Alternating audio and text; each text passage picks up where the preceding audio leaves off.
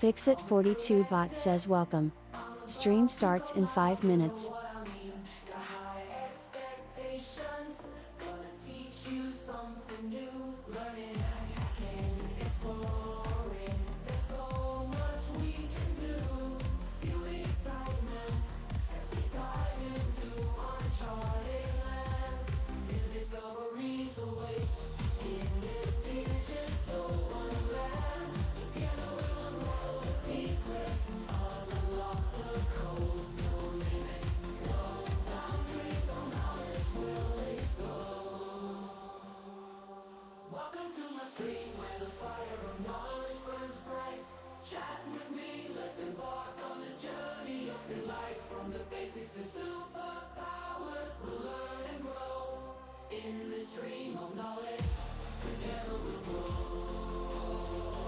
Fixit42 bot says T-4 minutes.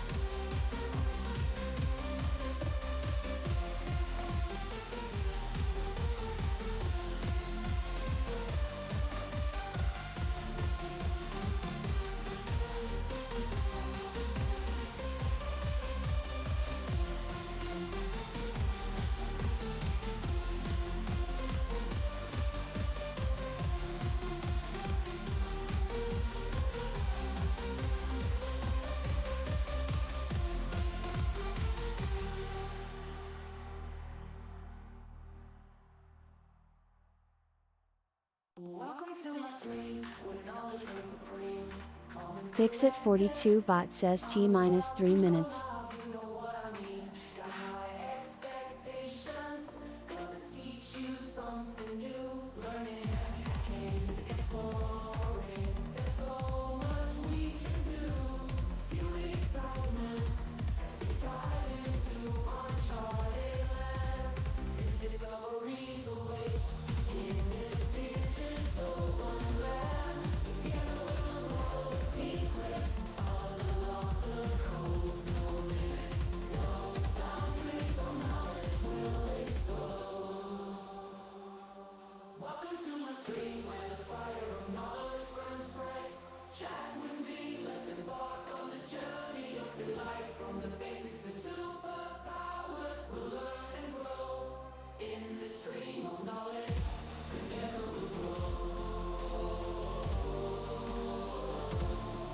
Fixit42 bot says T-2 minutes.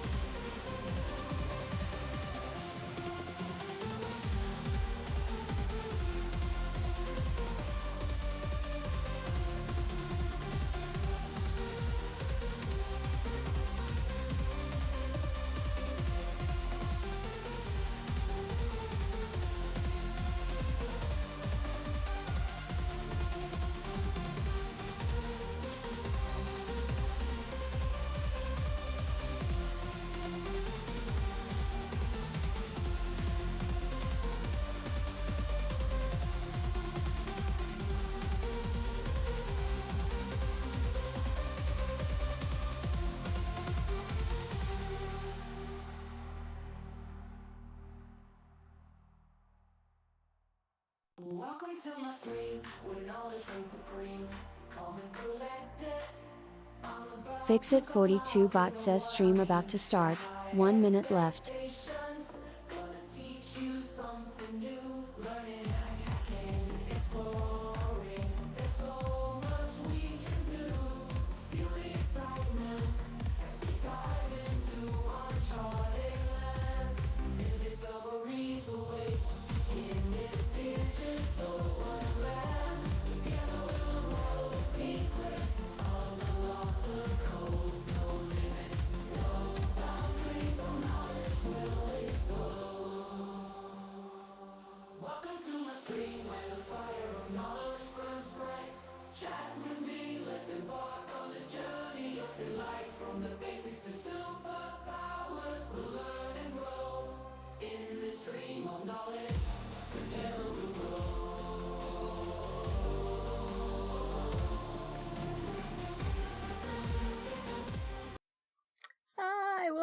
again. Yes, I was uploading stuff to YouTube here. Let's see what we'll do today. Yes, I was. I'm interested in a lot of stuff. We're doing a lot of stuff. Now, it was a bit ago since we did anything.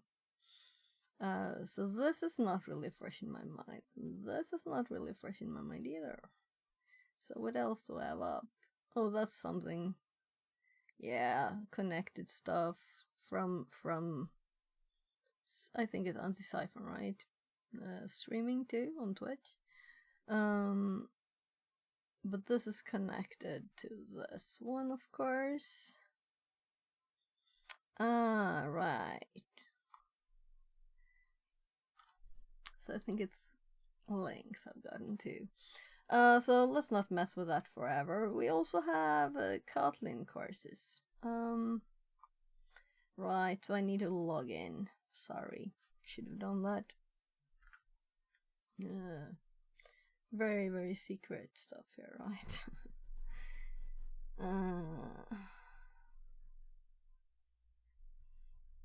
So it's a bit annoying to have two apps with just different icons, both called Authenticator.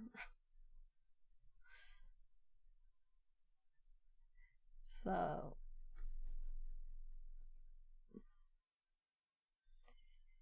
25.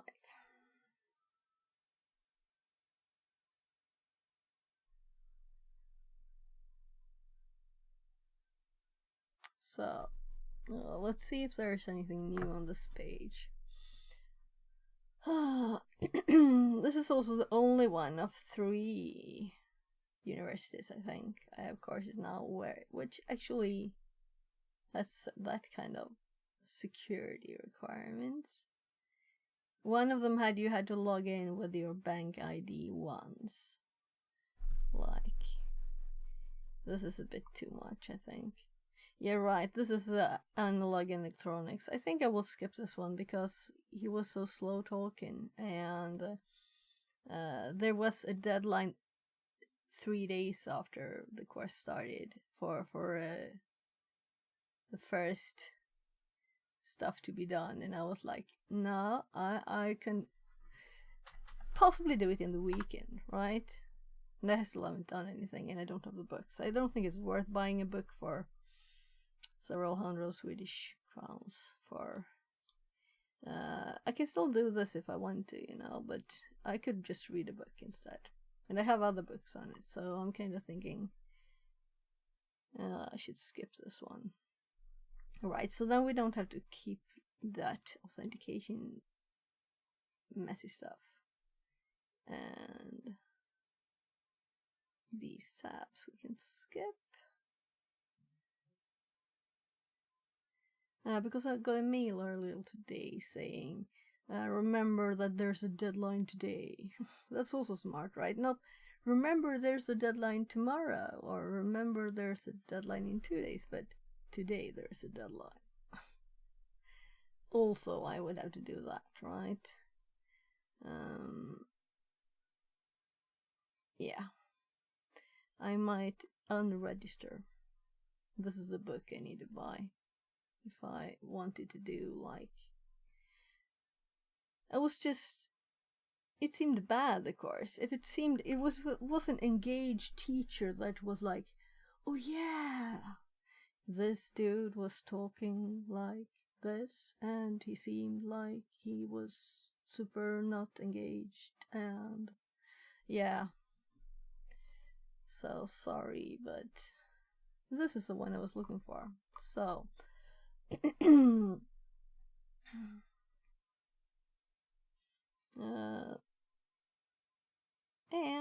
this one seemed, the only problem with this one is that it's very basic.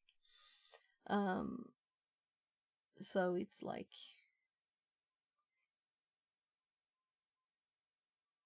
easy level. Let's see, no one's typed in here, have they? No. Yeah, but these people seem more like engaged. And also not that, I hate it when it's a deadline after a few days of the course, Cause since it's like no going to the school full distance course, people will do it while working, right? So, alright, I also noticed that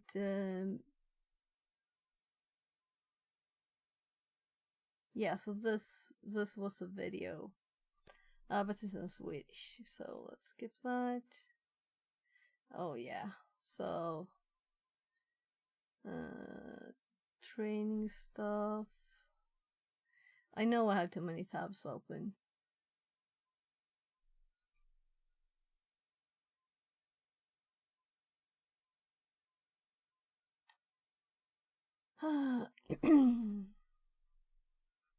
So I just wanted to check this date here. So yesterday I didn't stream because I was getting an ID from the police, and it will take in 1 week to arrive, and before that I cannot pick up this. And since I ordered more things from AliExpress and that they all got sent to the store, I have like this money. They all arrived yesterday. They didn't even put them in the same envelope. That's the post office. That someone later during the day sent me a message about job on. We'll see. Yeah, so this is actually October. Since it says 9/10, I was like, okay, is it the 10th of the 9th, which is like the... It's not as obvious as when it says actual October. So this was a bit more... I think I got the paper. I got one of those for that one too. The 7th. So let's see, let's get started. Yeah, right, so these are for getting the... booking the appointment to get the ID. I'm done with that. Still should do that. Here's the other course. Yeah, the Arduino and Android course. I think it's like deadline. It was 3 years ago, but I might finish it anyway. But here is the new one.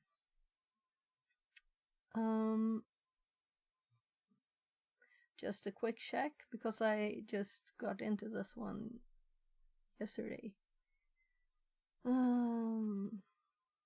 People not really doing it.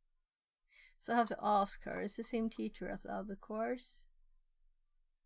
So I didn't have time for finishing that one. What's this? Oh, it's there's a book for this one too, but when it's you know, that kind of thing, you don't need it probably. Oh, this is a nice map I was talking about yesterday. So it's like hitta is find in Swedish. So this, in this mode, free air is its actual literal translation here. But it's like outdoorsy stuff. So I live here, and I lived here when I was tiny. And work is here. It's kind of like close, you know, I'm biking. We can see here the paths. So I'm biking that way, actually. Yeah, it's attached here. This is where I'm biking. This is why this feels inefficient, because it's 90 degrees, right? Then when we've been going back some bike rides, I've been going this way. And there's actually missing a bit of path there, but it goes all the way over here. Or like this, up on this road, down here. Back and home, which is here. So if we switch to satellite instead, that's the house. And we can see the water here and the path. That's kind of nice map. But you can also see this path that was not on the free air one, right? So there is a path there too. But you go up here. No. Let's see now.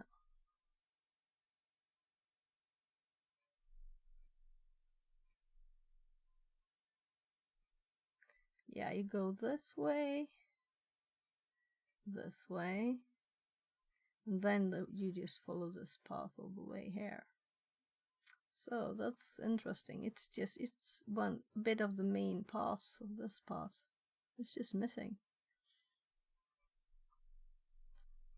Anyway, this makes it easier for me to see heights, as I was looking for that. And I've also been thinking I really should switch stuff and do this kind of thing on the other channel that I started, and then I haven't done it. Because I know it annoys me that people do several things on the same stream. So we're like 20 minutes already. Or 16. Yeah, so I'm thinking of biking here, and exploring what you see on the other side. When you walk here, you see that there's a hill here. So you can see the curves here. It's kind of high. And if we look at the satellite image, we can't see the height at all. Just it's like mountainy there. Rocky. That's it. Yeah, so many things up. We'll see if stream crashes.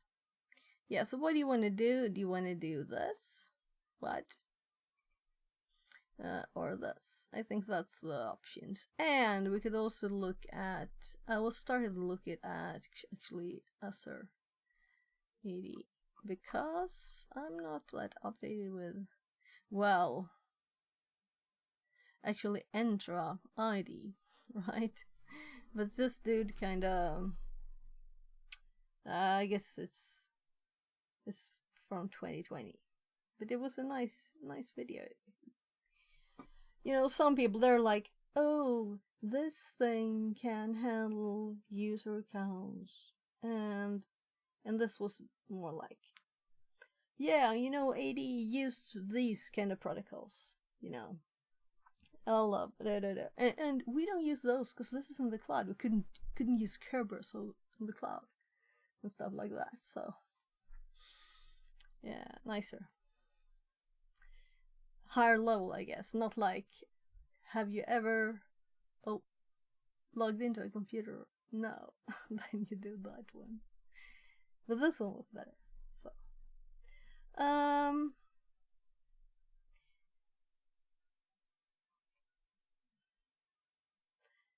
I'm a bit curious actually to look into this more. Right, we could like check for it on Try Hack Me and stuff, if there's something there. So I've been paying for Track Me without using it now. That feels a bit bad.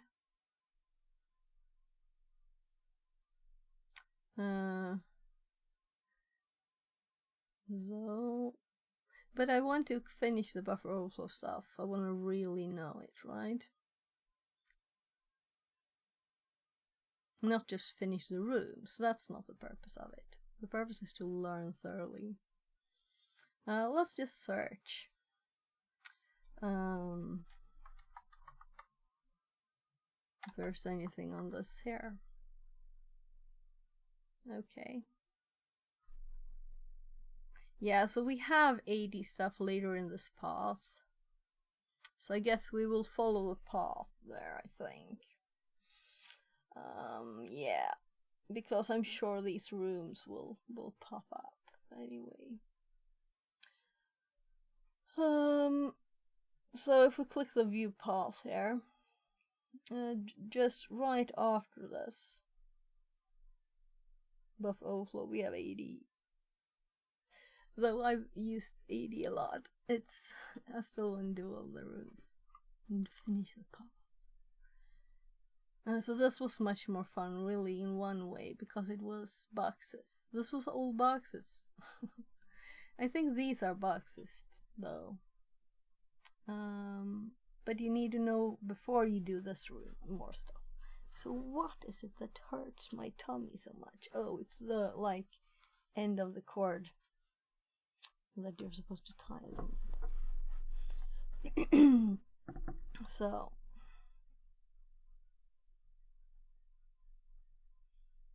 right, I'm just quick checking what popped up on my phone. Yeah, so I've decided also to try and be more efficient on stream, and this is really not it. So it's very boring. So it's boring to watch someone clean out their old tabs because they need to do that to get started. That's boring, right? So let's see if stream crashes, it crashes. And I decided that it'll be buffer overflow. So I'm going to change the stream title.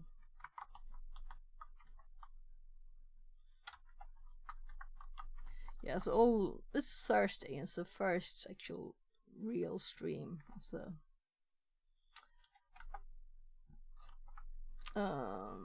buffer overflow. First actual cybersecurity stream of the week. That's like so odd for me. I've had so much else I have had to do.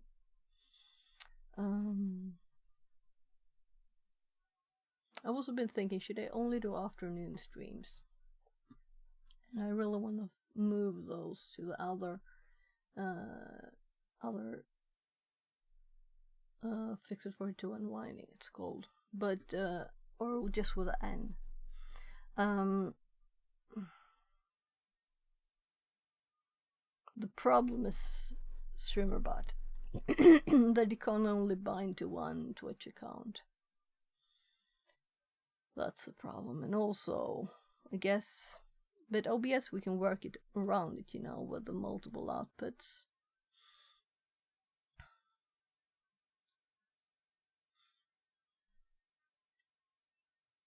Right.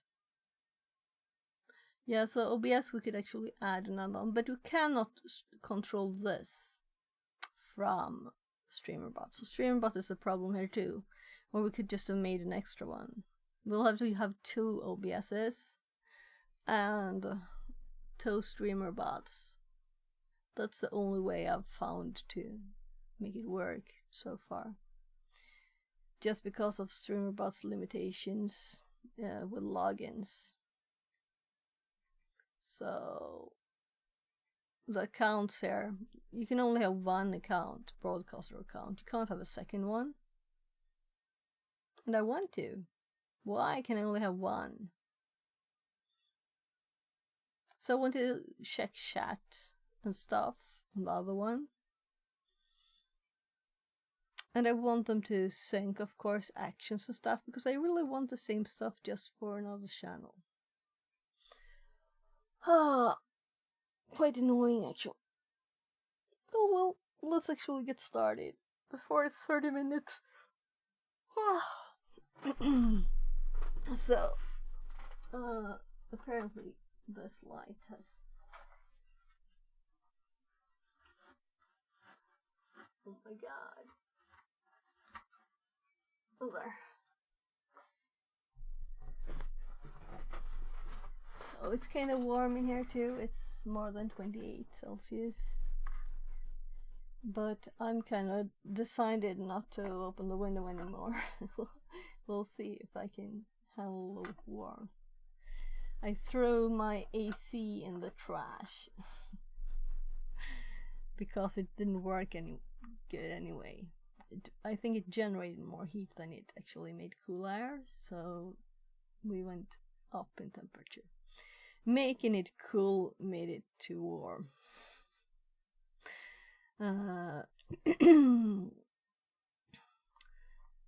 So it's time.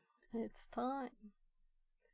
And this is not advanced stuff, because it's repetition for me, but I still want to like go through it all, and I'm sure I will learn things. But yeah, let's get started. I need my notes.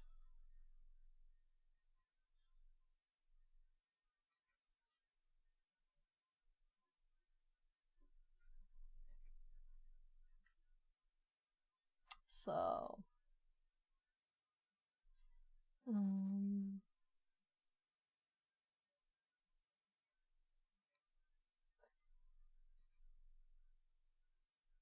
let's start the BM2.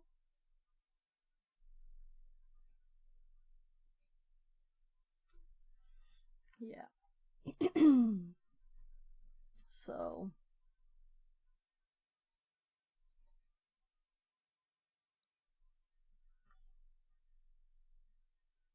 Gar raided Finite yesterday, and he was making this site with his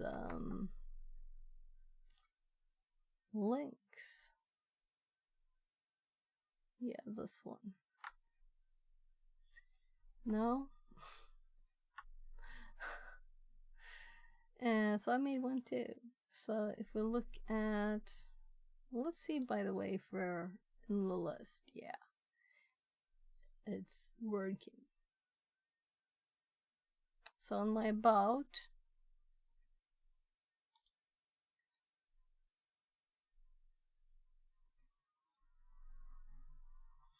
I have now more links at Bento, and it's a free one. So I'm like, is there ads usually here that I block or something? So how do they get money? We'll see if someone says, oh, you can't use Bento, it's this and that, you know, but I just put my links here. We'll see. Anyway, I couldn't fit them all here. So I removed my web page that's not finished and put it here instead. And then I added a medium one. And actually, I realized while clicking this link that I didn't have the correct name because it used the email address, my Google email address. That's Sophia.babythings, which is not even my current company, but I'm not changing my Google email. I just use it for logging into stuff, right? So you could change that. So it's now the address is instead. Let's click it, I guess. Fix it 42 here too. So I guess I'll start adding stuff there too.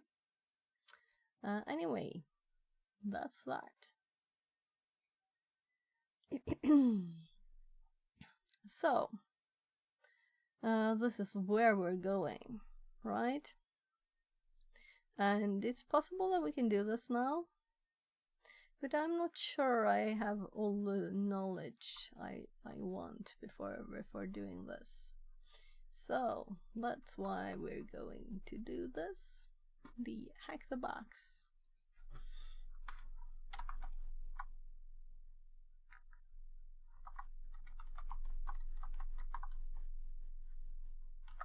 So, I think I will stop typing learning hacking all the time at.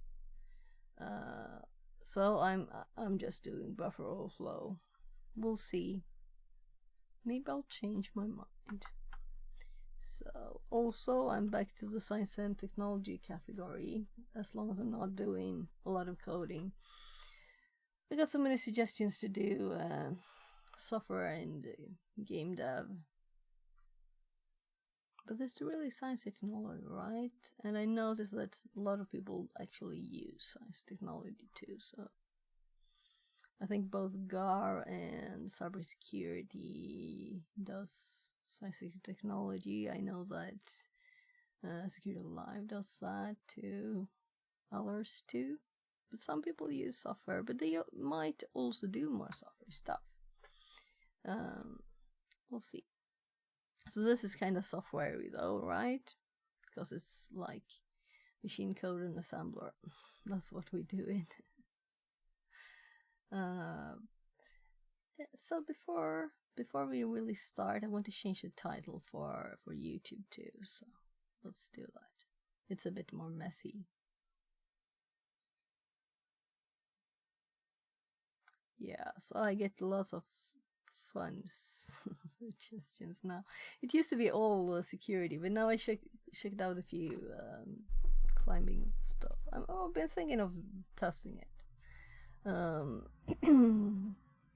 So it's the right one, and let's go to studio.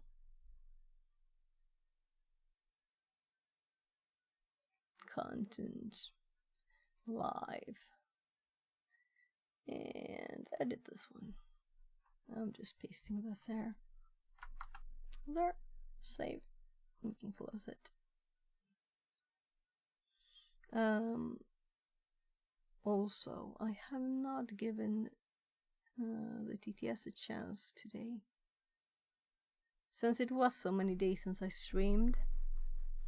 Well, let's see if it works. Come on. Just open this one.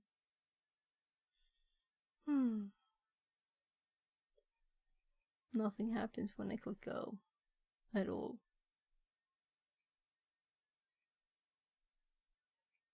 Yeah, it just seems kinda dead, unfortunately.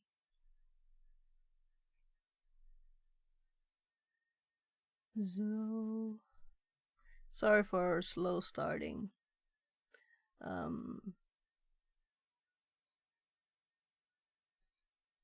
It's because it's been a few days, you know? Feels like it's a week. It's almost a week. Tomorrow would have been a week. Oh. Very odd not to stream this long. So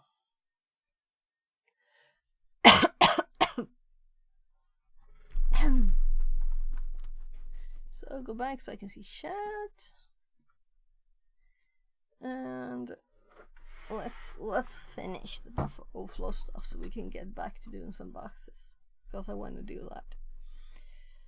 Take control of EIP. Yeah, let's actually put the marker here.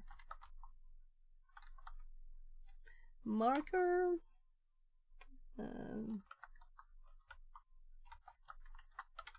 Actual stream start.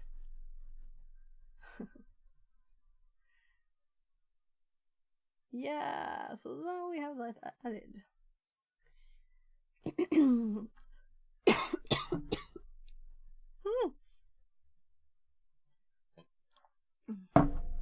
And then I start coughing when I'm going to start reading. That's typical, right? Yeah, I'm kind of sweaty. So let's get started. Stack-based buffer overflows on Linux x86, and we've been doing a few of the pages here. And now we're at the actual exploit section. So this is mostly theory, and this is why I clicked typically update it. Let's skip it for now. It wanted to update to VMware.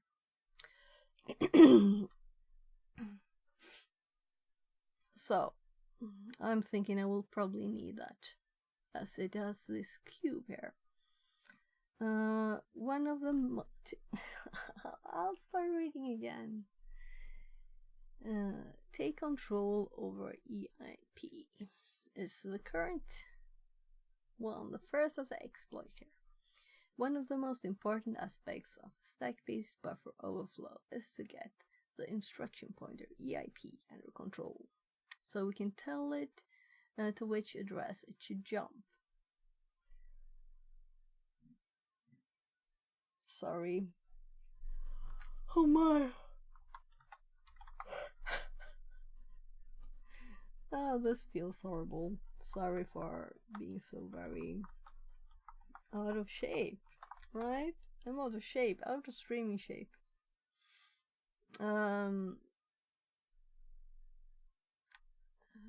Taking the EIP under control, so we can tell it to which address to jump. This will make the EIP pointer to the address where your shellcode starts and calls the CPU to execute it. And I'm actually going to hop the and read my description here again. So, buffer overflow is when vulnerable code writes over a bigger section of memory than it should. The C functions, get, stir copy, and so on are examples of functions that doesn't check the available space before writing. First, we need an input to test for overflow. It can be any kind of input: user input, command line arguments, network commands, environment variables, and so on. We can perform basic tests where we try different input, increasing the size, like in some examples we're piping Python data to the program, or as arguments here. Here this will be in the input stream for this program, and when it asks for input, it will be sent as it will be read from there. Program, here we start it as an argument instead, and we use these backticks, or better, dollar parentheses. You don't have to mess with messy characters.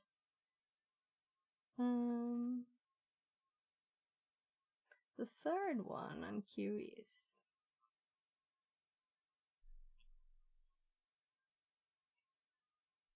So, when we find a buffer overflow vulnerability, we need more information. Hopefully we can run the program in a debugger or attach to a process with a UI debugger like EDB. Linux or Immunity Debugger Windows.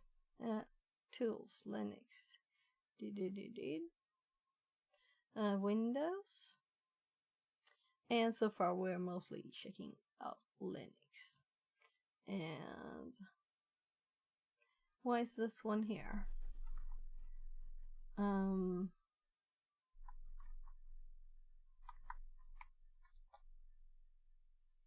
So it's like an example. It's still a bit odd.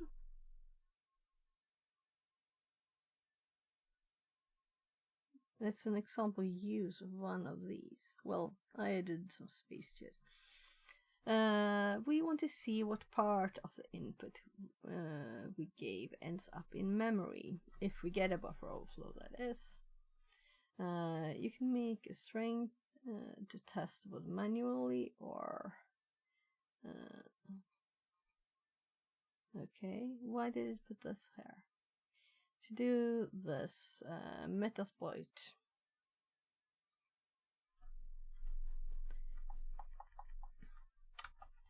Or use a tool.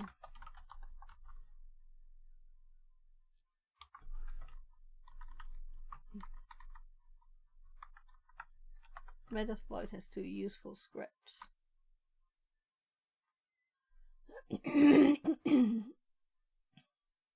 One to generate non-repetitive string, and one to give us the offset position of a part of the string. And I have added the relevant command line parameters, or is it all of them? I don't remember. I did help on them. Exploring memory, the stack and heap. Yeah, so we're going to add stuff here.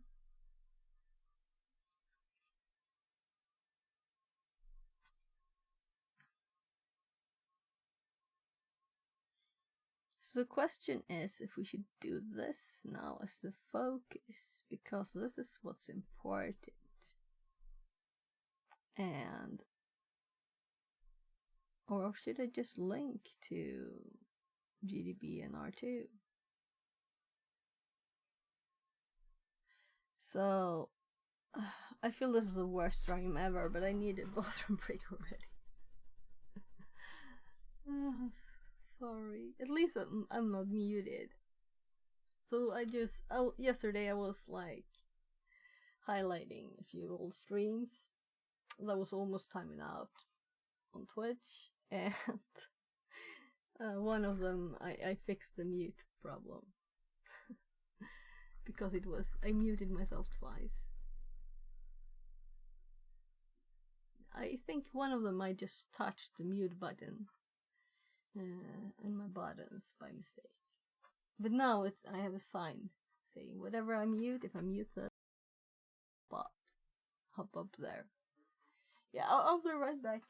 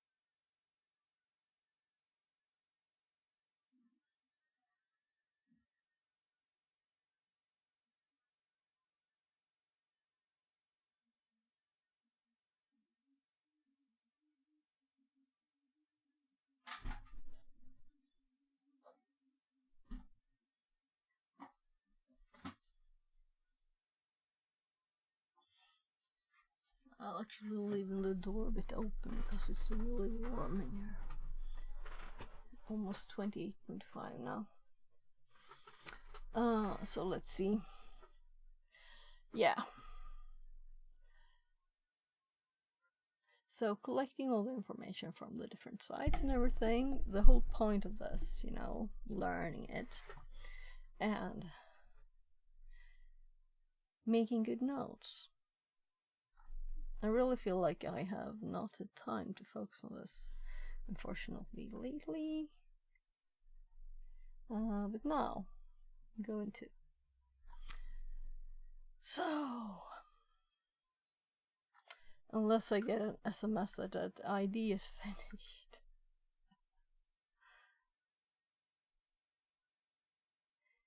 Yeah. So, I just clicked mobile live dashboard here. So, now let's get started. Or rather, whatever this is. The third start?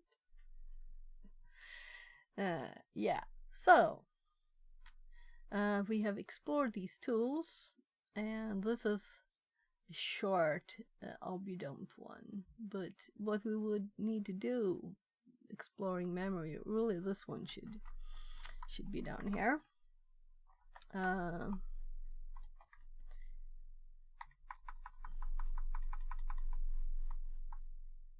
Yeah. So let's actually hop that down.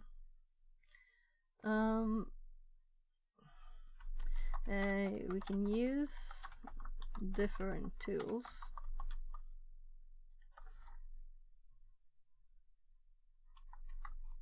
I guess to explore memory.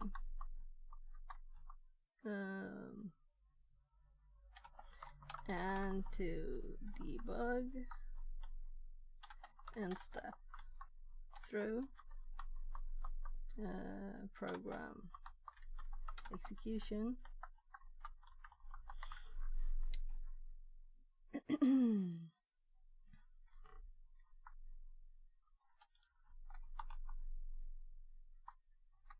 Should I also remove the?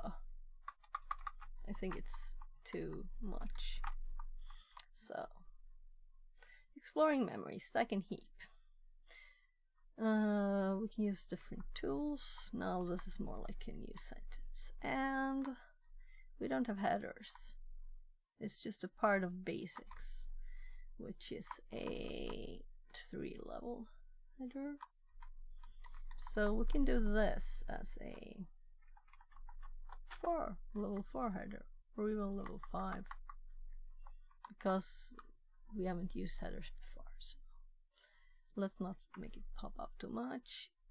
We can use different tools to explore memory and to debug and step through execution.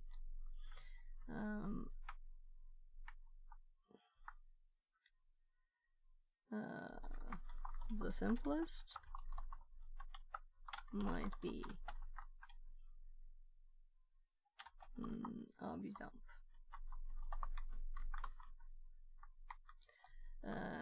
More complex with almost infinite possibilities are well, GDB and R2.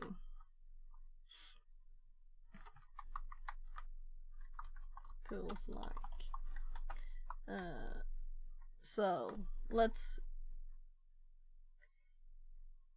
give it a few examples. We might have stuff further down too.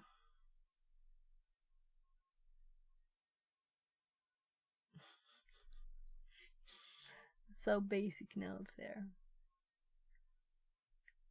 That's from long ago. I just put it all together, you know.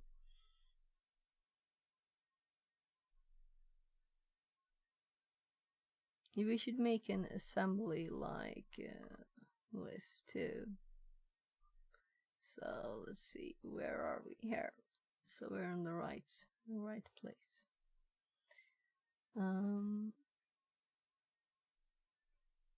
Why are these in images? That's just so this is just the images for those. Okay. Because they're down here, right? So these are the first THM. I think this might be from there. The first THM stuff on x86. Processor architecture and assembly. They were very basic. So, but they also had this nice thing that you could like, it was like step through this instruction, see what happens. It was like the EDB in like fake mode.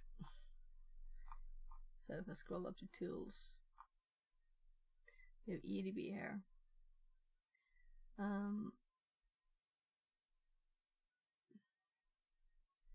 Let's do graphical.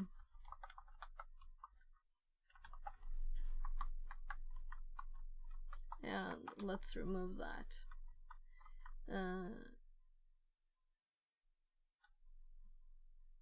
It's not really that important.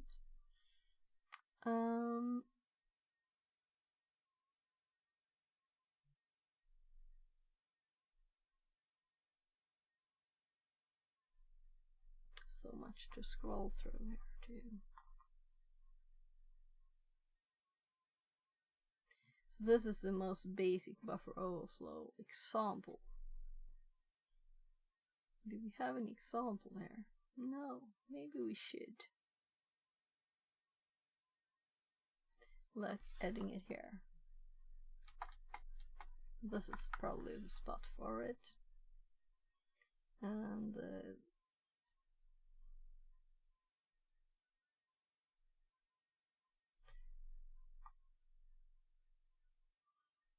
so the notes that are attached there, they're not really like, no, here.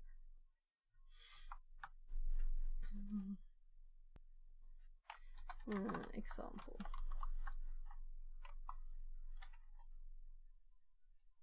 One, two, three, four, five, 6. Meaning we can We can only minimize it if we have a header after too, so let's skip that.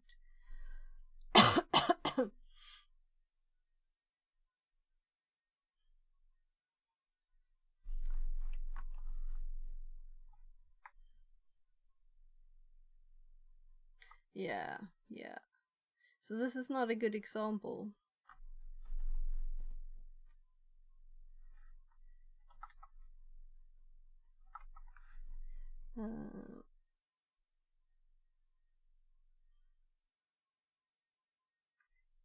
If we have null here, we'll get this problem. I don't know. It's just a bad example. Whatever.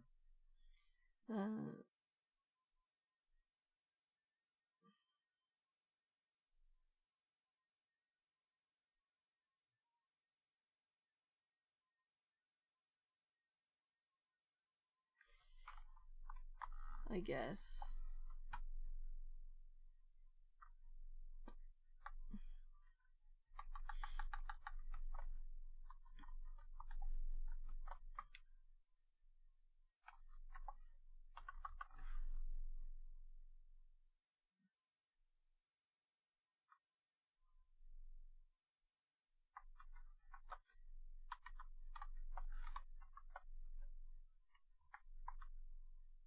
So these are really...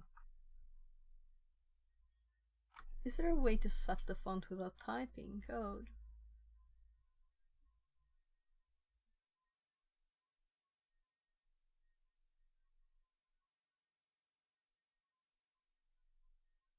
No, I'll have to do it myself.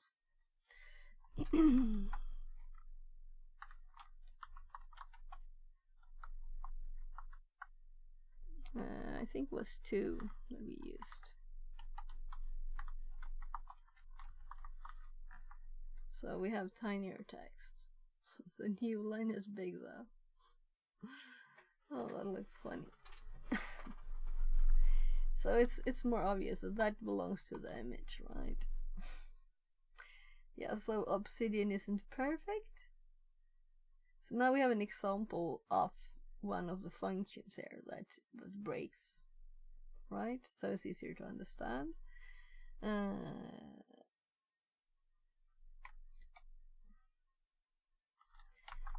Exploiting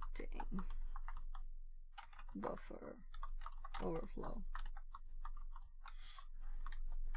And now we have a header name for this.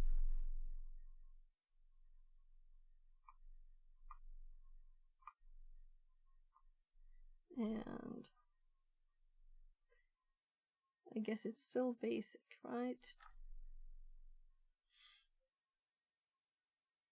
Wow. First we need an input test for overflow.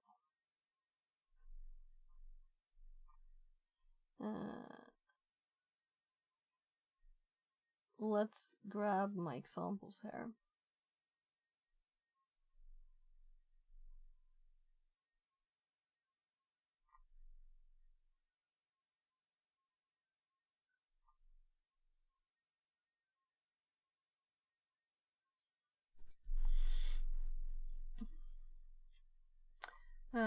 We'll make examples as we do them, right? We'll just add them here. So examples, GDB.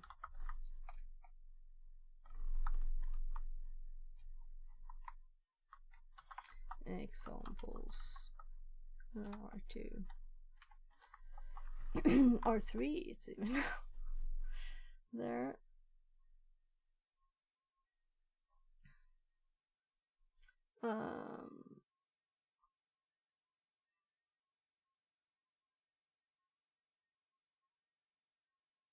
Yeah, so this is the adding 30 characters, then doing this thing, right? 48 B9. Yeah. So this is from the Try Hack Me room as an example, and I disassembled it to see what it actually does. And then there's text explaining. And let's remove the space here. At book tip. Oh right. So this is from Al's stream, I guess. It is a stream that he's got on YouTube. Memory layout. This was a more detailed image. User stack, shared library regions, runtime heap. Let's put this one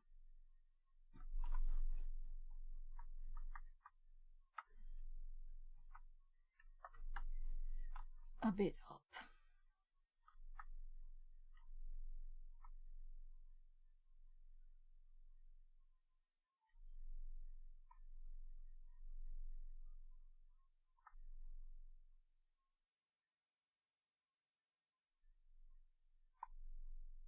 So this is good to start with this actually, because I need to like get into this again.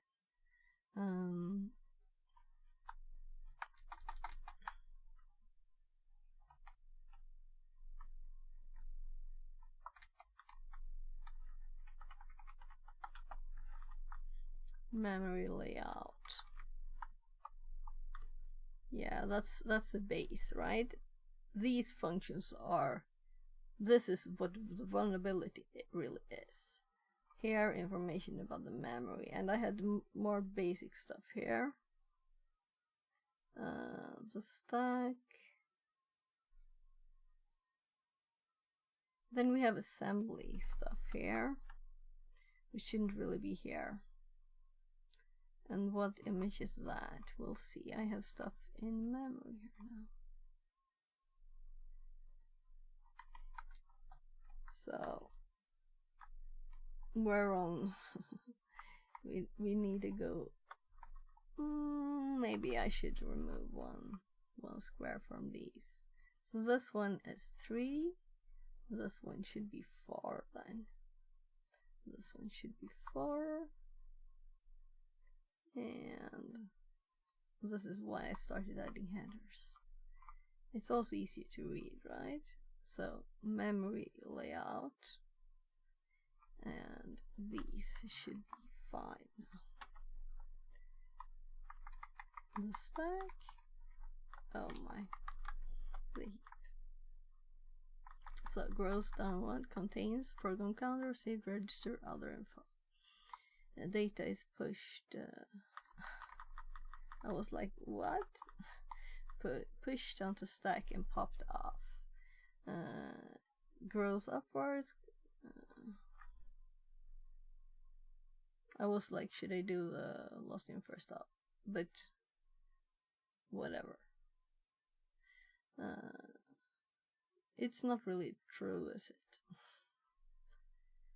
With variables for functions and function frames.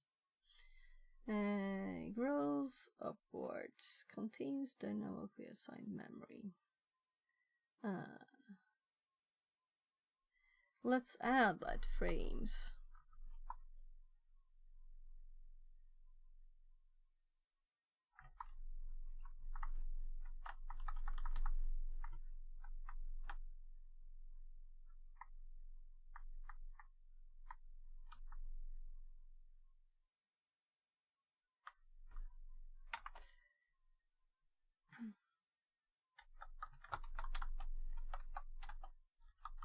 Stack frames. It wasn't long ago I didn't know about them.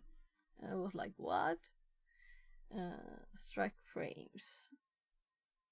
Let's leave it at that for now. Right? And let's put the image first, because we want an image first, right? And let's make it a bit tinier, because it doesn't have to be this big, it just gives us more scrolling.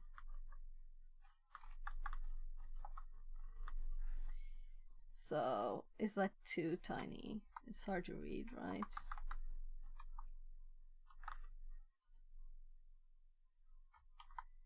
So, I guess that's good. So higher memory addresses and 0.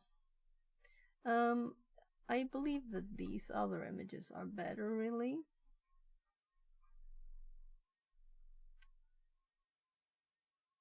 So we have this other image too. So what if I add an image here? Yes, it works. I was like, can I put them next to each other?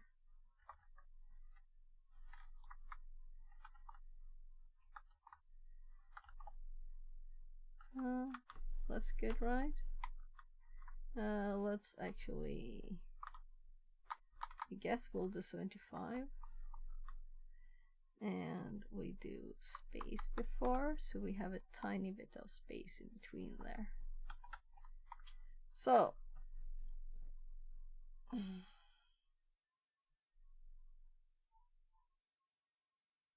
this is generally memory, and this is stack top and bottom.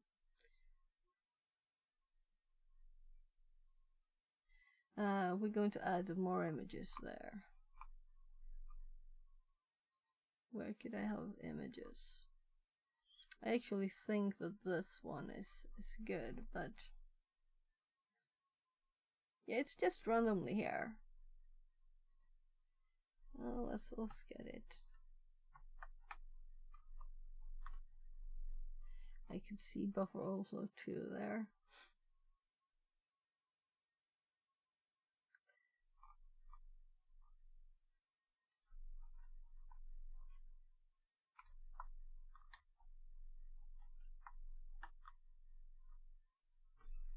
So this one needs a bit of size fixing too. Oops.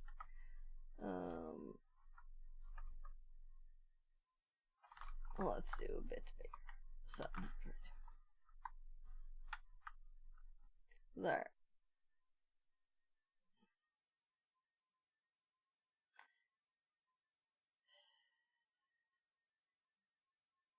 So if you read this through, you don't know what ESP is, but so I have one with this. If we go to Protostar Stack 2,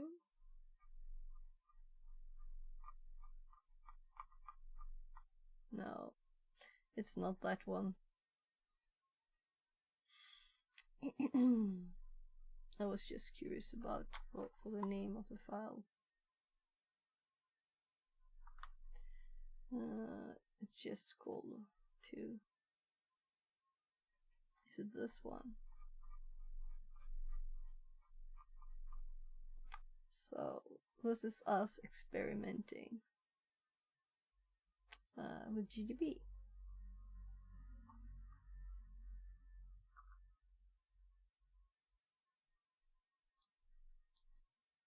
So learning slowly, getting more and more knowledge about this, right? So we have try hack me rooms.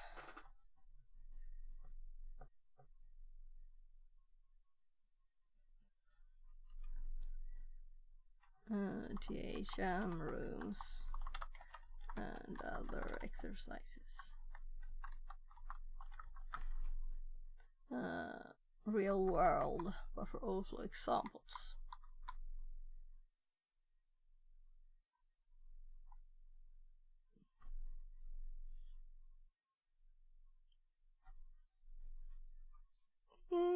Yeah, I'm kinda. This is not all I want to add in all the places, you know? But now this is not like as messy.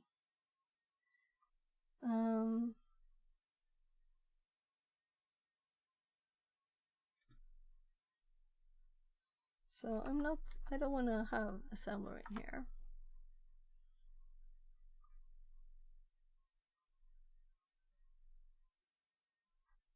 So this is not sorted and ordered, so I'll just dump it.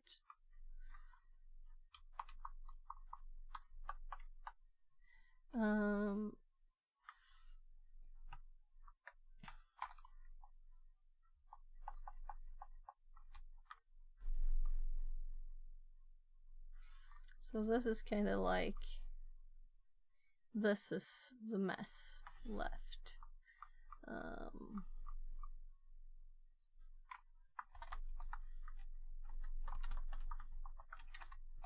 I don't even know if it's spelled like that, right? And so we have this still. Yeah.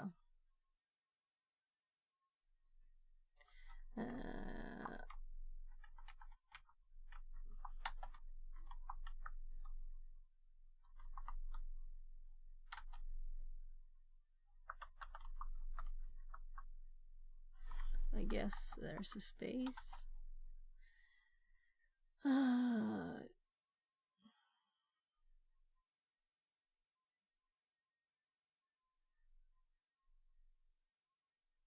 This is almost where we are in up here.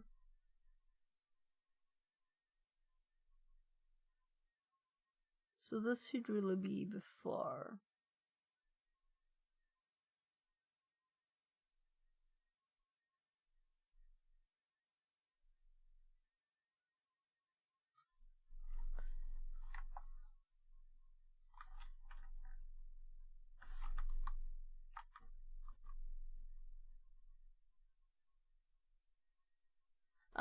Let's leave it at this for now. This is not even right here. It's piped to the program, and this is just like structure of the data of the input.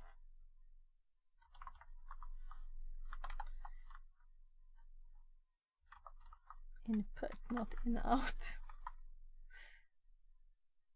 Knob, number of knobs, shellcode, random data, number of random data. Oh, memory address. Okay, yeah.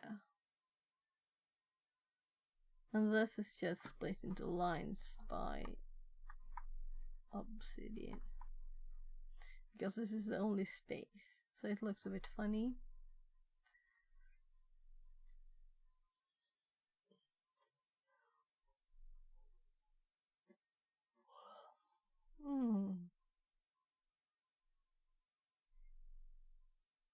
So this is for an example where we have suid on the binary. So if we open a shell, we'd have other permissions. But when I run one of those, I need to tell it to bring the permissions. Does this do that? How? It's not like complete, right, is it? And I also think that the Metasploit ones are much longer, right? Crazy much longer than this is Track Me.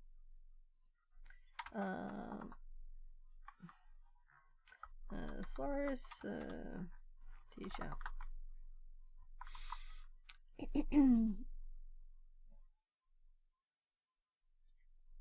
So we need to add info everywhere now.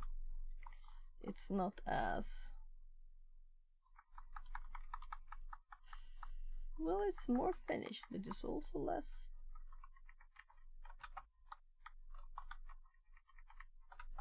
So we have these in other places.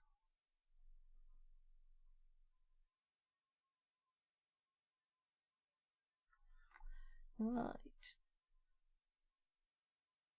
So now we're on SQLi solely. Let's actually close those. No, yeah, that was the only one. The rest of it is buffer overflow, assembler, security features. So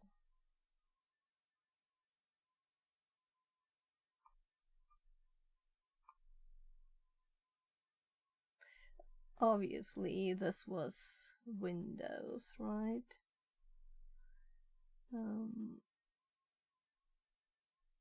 but it says something about the time when we started thinking of this anyway. And this is on my Kali machine, so if we were to run this now on my newly started machine here, right here, and we still have a 2 now because it's obviously reset, and that's what I wanted to test now. So this is reset at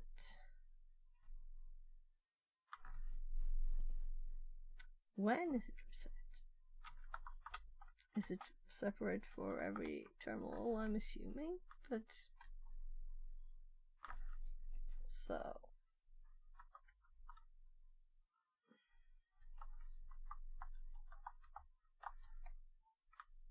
I feel it's nice that we're progressing, but where did I type the password if it wasn't here?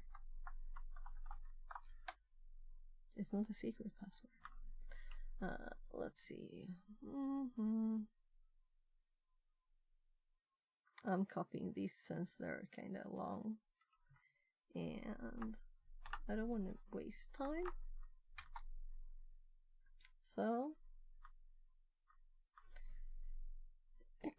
so if we now exit, I might like typing chat now. well, so if we run this again now, it's 0, and we cannot sudo run this one as it doesn't work. I don't know if it is echo that if it's that there we have the arrow. I think that everything should be run within the line with the sudo permissions, right? But it doesn't work anyway.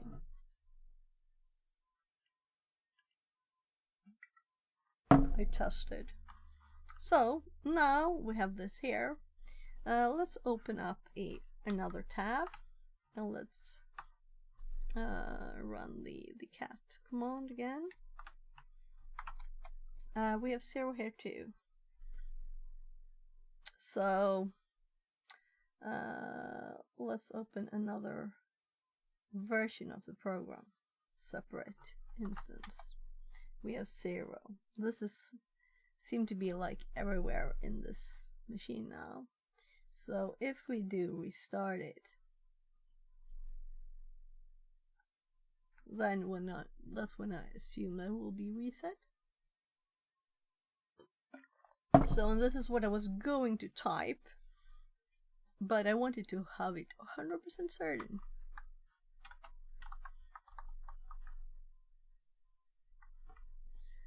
Because it wasn't complete before testing this, right?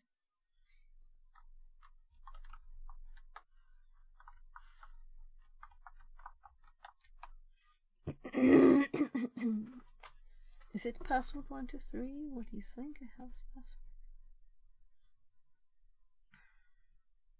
So no.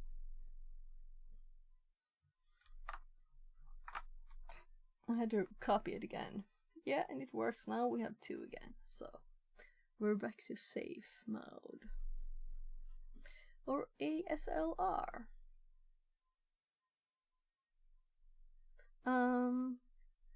Yeah, I was thinking, don't I have what it is?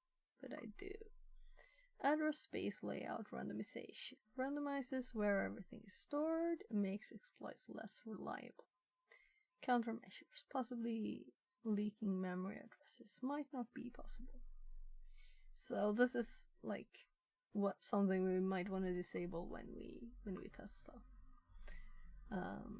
and learn the basics of buffer overflow. So that's why we have this document.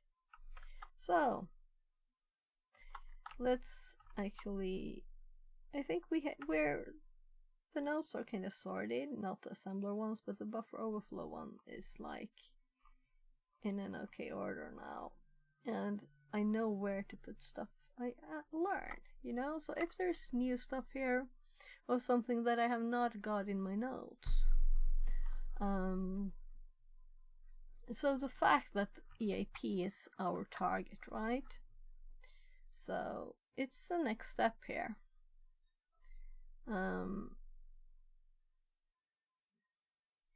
To test, I'm like, do we have buffer overflow, right? Test input. And that's what this section is about, testing input. And here is suggestions for the programs. We want to see what part of memory what we sent ends up. And then we have on exploring memory that we will add stuff, examples there too. And then we have using shellcode. Hello, welcome in. Good afternoon, everybody.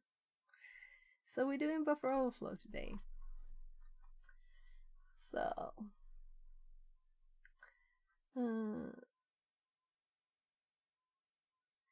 right, so we need to explain why we have a NOP sled here, right?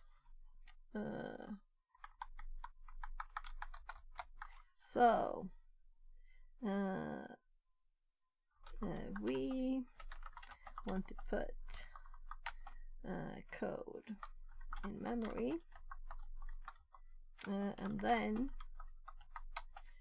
redirect execution to this memory. Nah, it's not on, boys. So,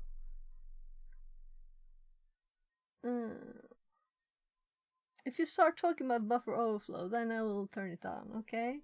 So teach me stuff or ask stuff about buffer overflow, and then I will turn TTS on. Structure of the input.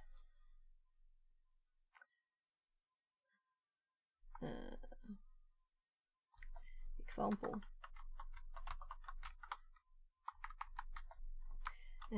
We use a number of NOP instructions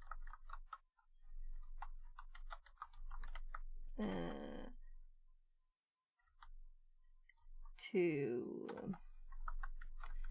decrease the to make the address. My god, is my keyboard dying? Hi.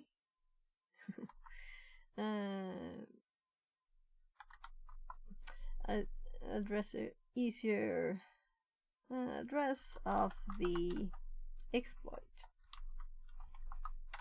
Easier to find, to get to.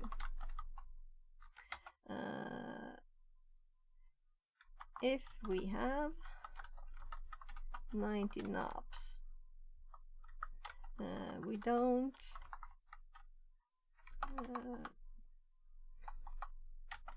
all addresses within these will lead execution to the shellcode.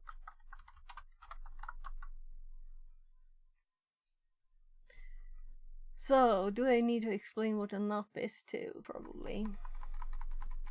So, structure of the input, NOP, number of NOPs, shellcode, random data, memory address. Hello, welcome in. So, we can remove this line. It was from an earlier version here. So here I have disassembled this example shellcode from Hackney. so we can see what it actually does.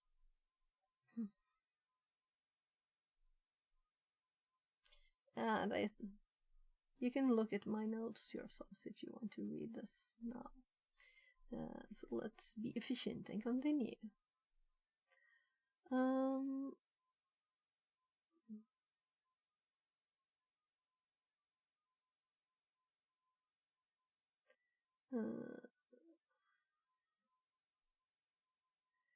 Right.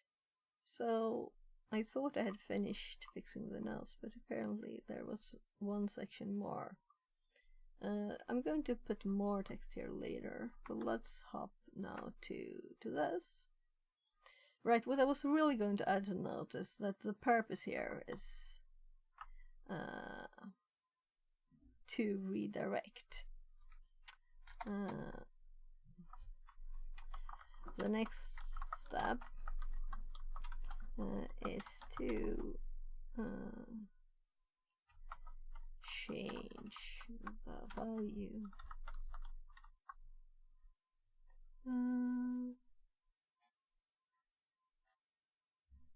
I don't understand there.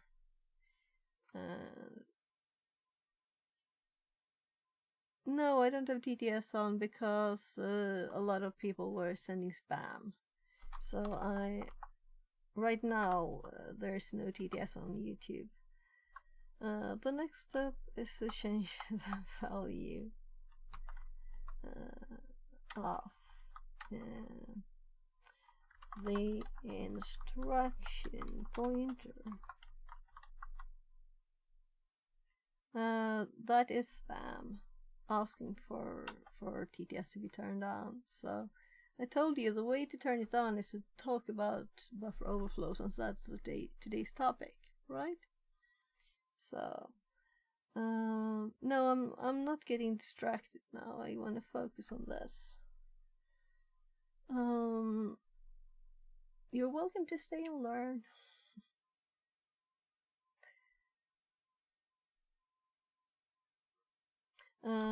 This cannot be done directly, as it is read only. But the old value, my god, of the instruction pointer is saved to the stack when execution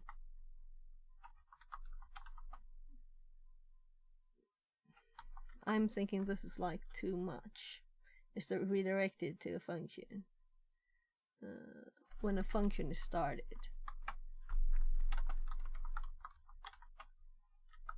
Is called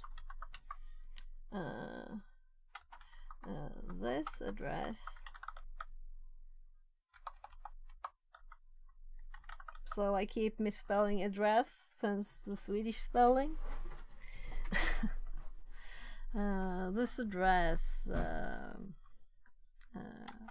is saved on the stack and can possibly be overridden.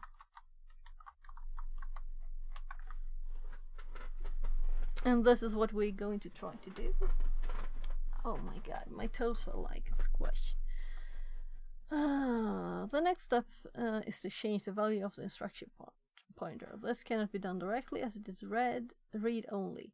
But the old value of the instruction pointer is saved to the stack when a function is called. This address is saved. Oh my, I shouldn't pause.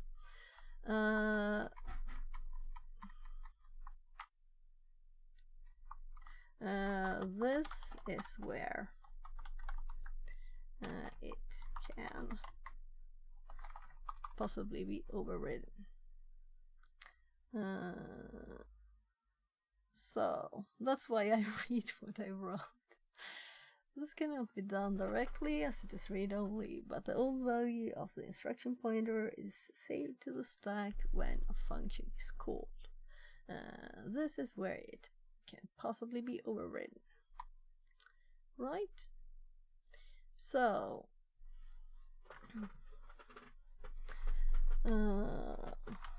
but to override it, we need to know the organization and contents of the stack.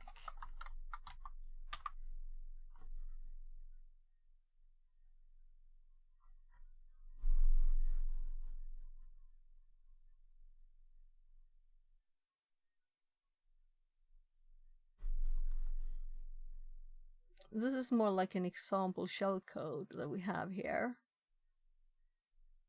So it really should have this section up here, and then it continues. So this is just an example.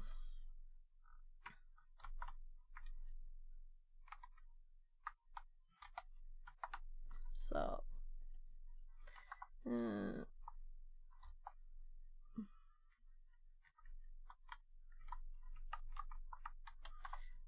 example shell code line.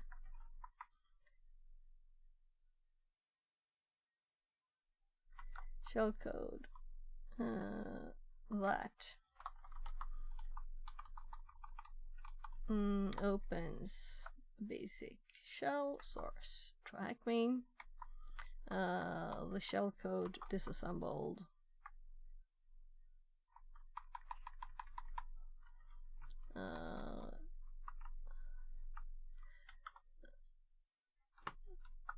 The shellcode disassembled using R2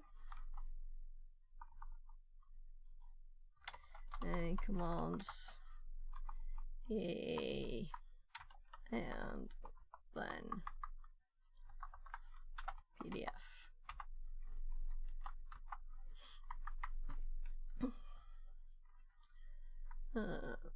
And then I have explained it there too, and this is also a image content now, kinda image comment. Where did I have that one? Give me the font. I'll have to type it again. So font size equals 2. And now we'll have to add BRs too, because this will break the if I go down here, we'll all make one line. So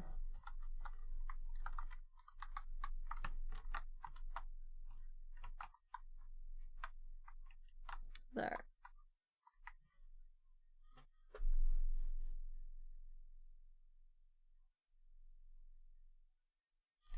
So I don't know what you're talking about, Alexander.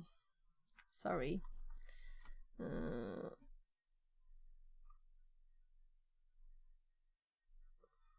So let's just check 4, 5, 5, 4.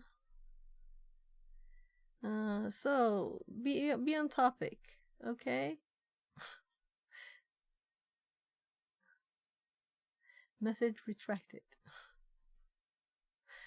Yeah, so if you wanna spam stuff, if you wanna mess around, if you do something, I won't ban you for asking me to turn on TTS a million times. But you know, there are limits. I will ban you if you take too much of my time, right? And the stream's time.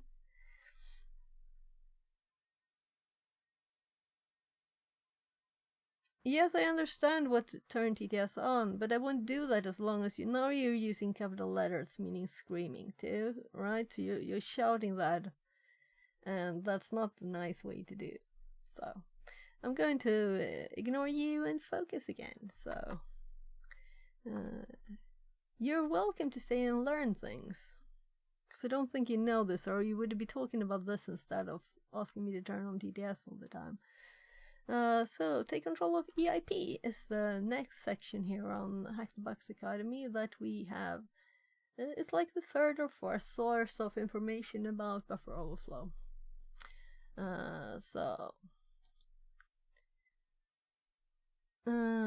One of the most important aspects of stack-based buffer overflow is to get the instruction pointer under control, so we can tell it to which address it should jump.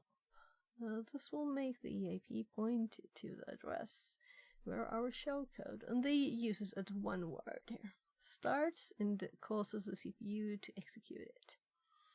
We can execute commands in GDB using Python, which serves us directly as input.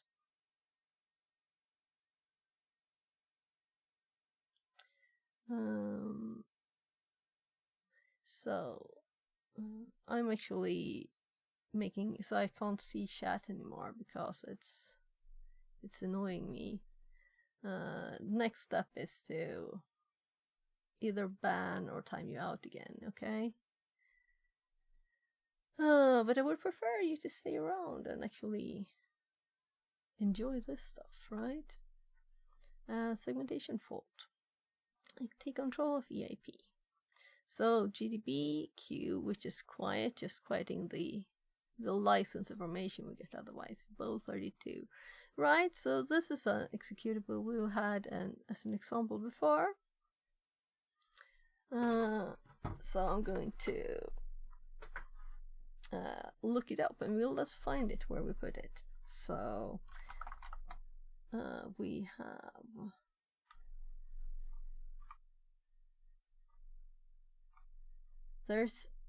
I would really, maybe I should just delete these pre ones, like music. I'm not gonna have music on here. And the dot ones we can skip.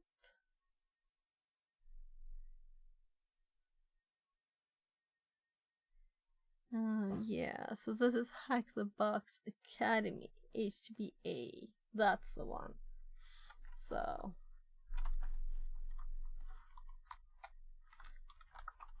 and CDS. And here we have our bow. So if we just run this, it will get Stack Overflow, right? Alright. In case I remember how to actually start the program. We got segmentation fault, we got the buffer overflow already.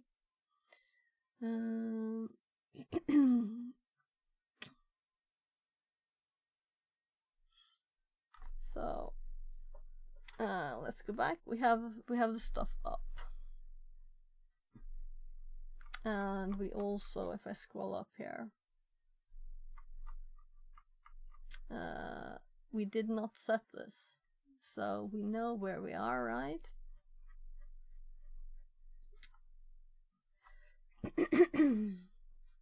So if we run this in here, so the run command, let's remember my notes.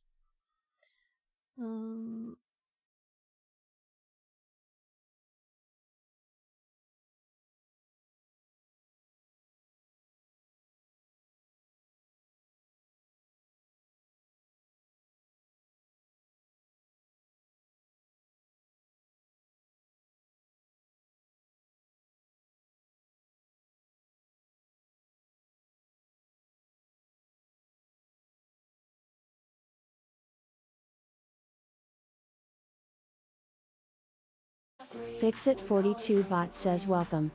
Stream starts in 5 minutes.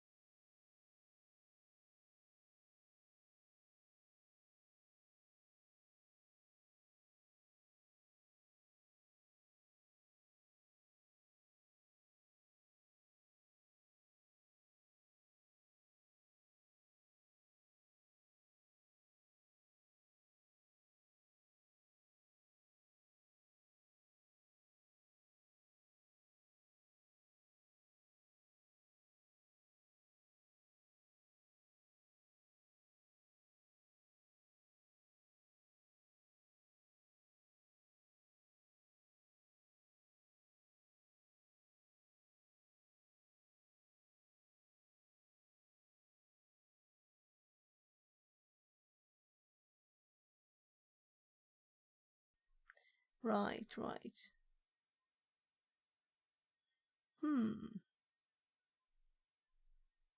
Yeah, I think streamer bot needs to be restarted. Just a sec. It's not supposed to, like, don't change anything. It should really also have restarted the countdown, but I don't mind that it didn't this time. It was kind of nice. So now let's see if I switch. There, now we have a camera too. And let's see here. Yeah, so the Twitch stream seems to be up. And there.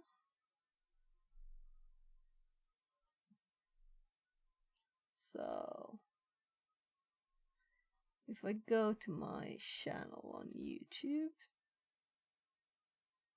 I don't see myself being live. Am I live?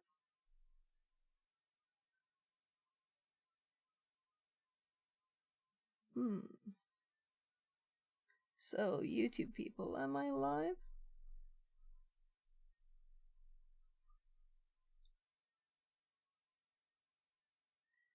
It looks like that. No, that's Twitch. But what about YouTube? So, let's see. No, I don't think I'm live on YouTube, actually. Though that is the main streaming point for OBS. Oh my, poor us. We lost the YouTube watchers. Do I want to restart? That's the question.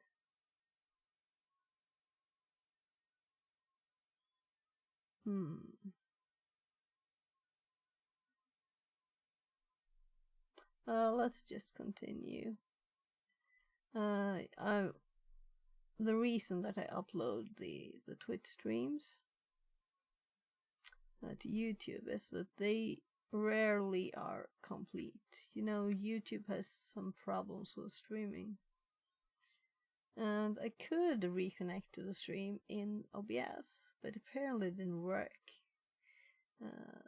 So Twitch has this pause thing, you know, where you're reconnecting, and YouTube doesn't have that. So it appears it's like only Twitch now. So we can have a bit of calmer stream, maybe.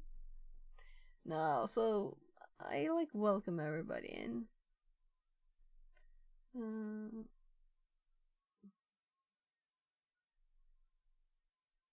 And I still see the chat. I could have created a new one on YouTube, but I thought I'd take the opportunity to test this.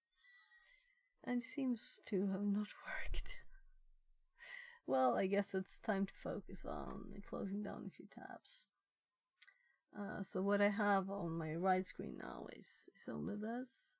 But what happened with the crash, really? So the buffer overflow in the VM, I can't imagine it actually doing something to my computer, but that's when it crashed, and it happened before. So, and we had the safety on.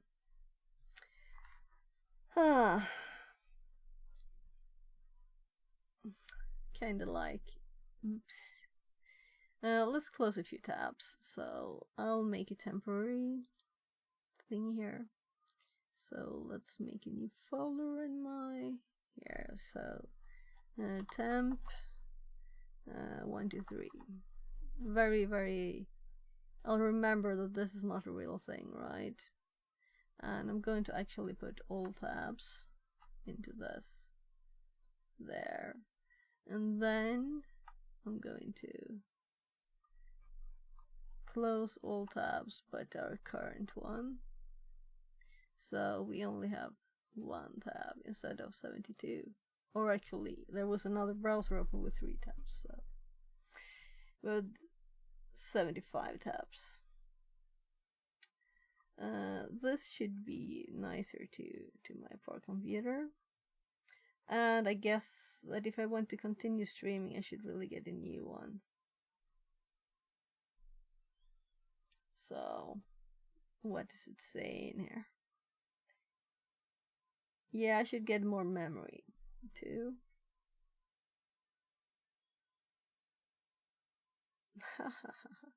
So it opens all of the not discs. Let's see. This thing. We tested it on the stream. It didn't find the SD card that's connected, so let's remove it. Yeah. We'll see what happens.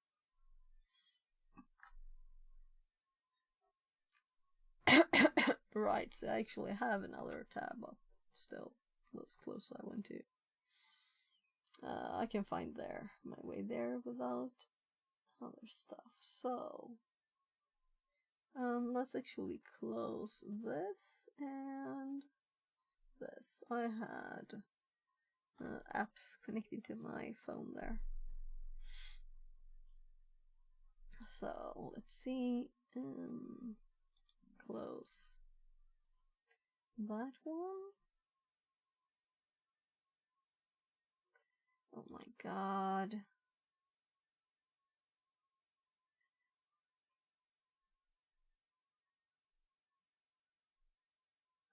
Yeah, so I guess it's virtual machines. No virtual machines running. It's still there, even though you have nothing started. That's a bit annoying. So I'm going to start the VM again. So I know I shouldn't have a lot of tabs, but I wanted to save everybody the trouble of me closing down tabs. So let's just continue now. The VM is starting.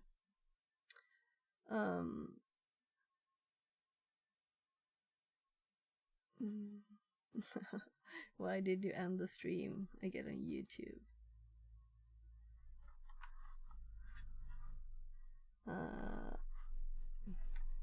OBS crash.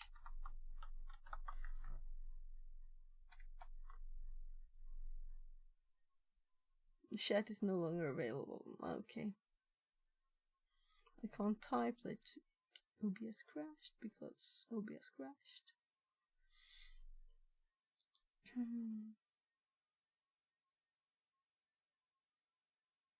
Yeah, so another reason to use Twitch as the main thing. I'm seriously thinking of either doing like restream. A lot of people do restream, I know that. Or just skip YouTube. But it's kind of good to have a backup, right? It's my backup. That's what YouTube is. So I'm just logging in again to the VM. And we just went to the directory where we have this, so we're going to check it out, right?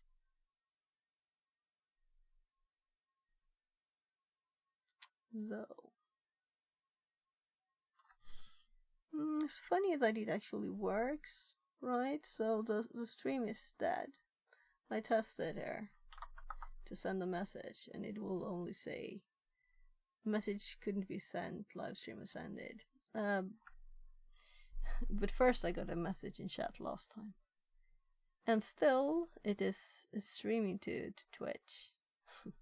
And I could start it with a button in OBS to start stream, though the stream had actually ended. It's a bit interesting. I wonder if that's the reason for the second crash. So let's hop over here. And right, we'll need to use their machine a bit too. 1448.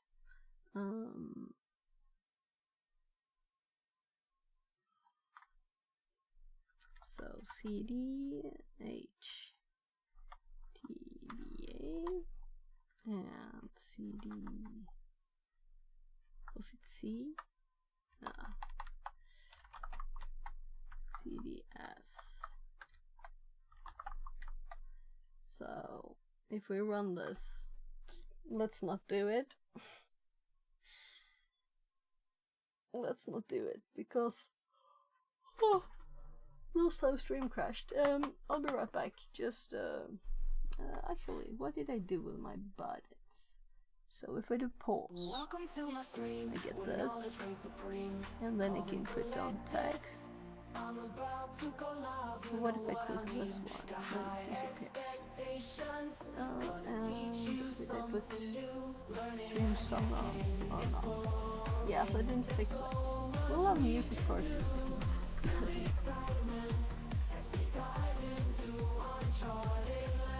I'm just checking this out. I think it's a bit loud, right?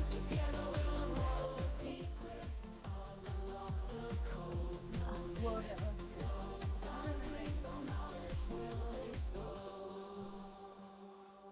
Welcome to my stream where the fire of knowledge burns bright. Chat with me, let's embark on this journey of delight. From the basics to superpowers, we'll learn and grow. In this stream of knowledge, together we'll grow.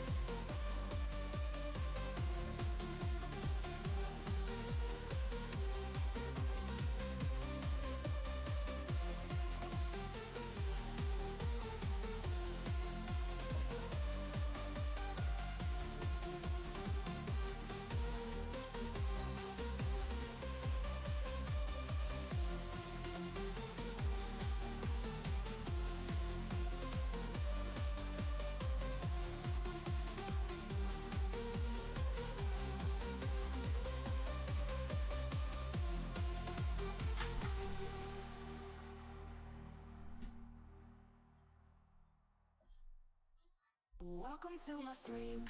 Well, kinda good timing, right?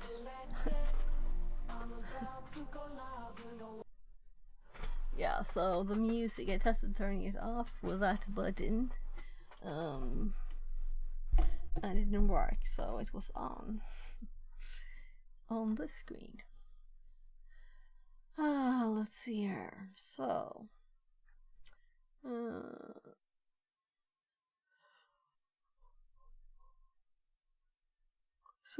let's run these things on here. So GDB, and this is what we're running.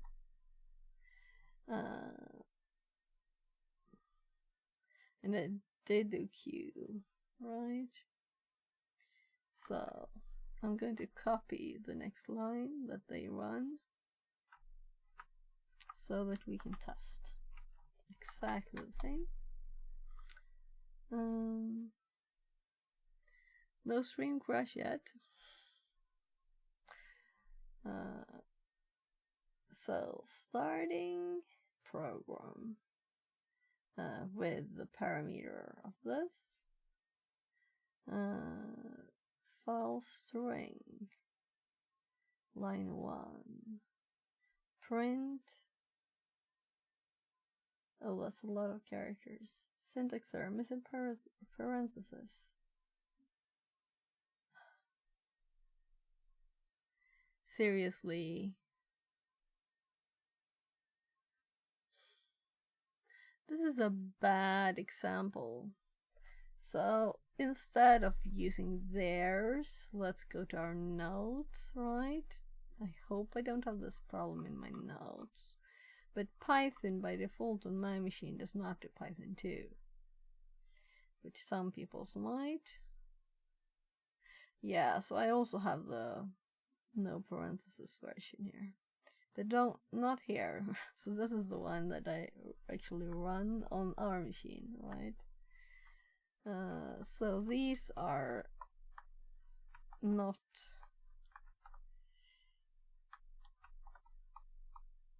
needed, but I'm assuming, oh right,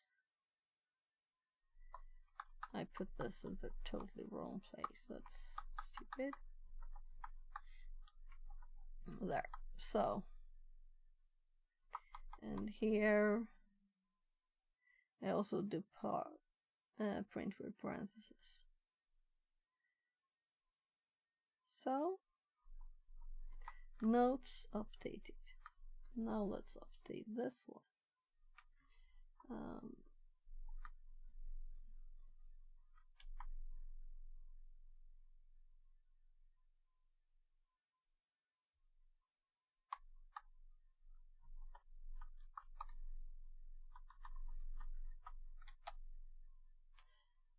The program being debugged has been started already.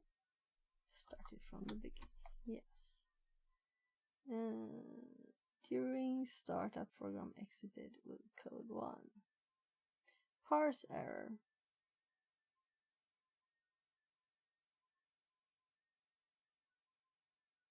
Oh.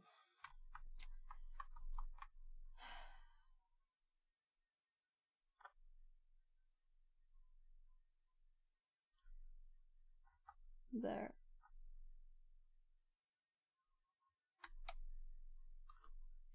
So let's just make sure I didn't do the same thing in my notes. Of course I did. Third try.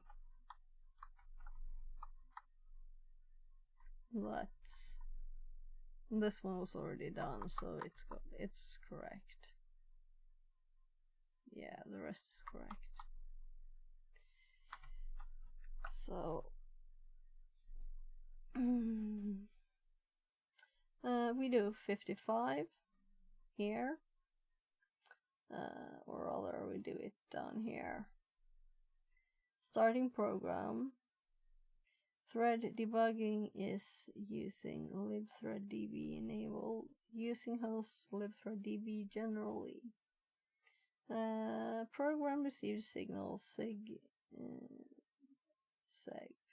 segmentation faults, and this is the contents in question. Right, so let's do exactly the same after making the change. Modern security, right? So if we turn off address space layout randomization, let's turn it off and then do this again and see. I'm thinking we might get an address here instead. That's what I'm curious now. So if we quit this, yes, and now we run sudo su and we do password, and then we echo 0 to randomize VA space,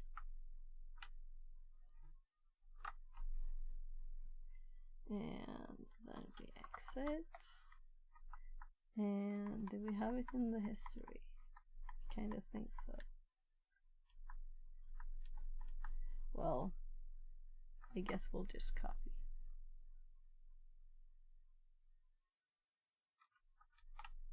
It's the quickest. And right now, I just want to be efficient. I felt we spent a lot of time on crashing. Right? So now, if we run the same command again, gdb qbow, and we do the same play command, or run, my god. I'm seeing a play button, like starting the program, right? So run, and we need to change this. There. So actually reading what I do this time. So we do x55 1200 times, and this print command is run with Python C, and this, the result of this is then returned as a parameter to run, which means it will be debug run both32 with this argument. So it's still question mark there. That's interesting to know that there's no change. Okay, so let's continue. We got this, and they also have this. If we insert 1200 use hex 55 as input, we can see from the register information that we have overridden the EIP. As far as we know, the EIP points to the next instruction to be executed. Right, so let's also do info registers, right?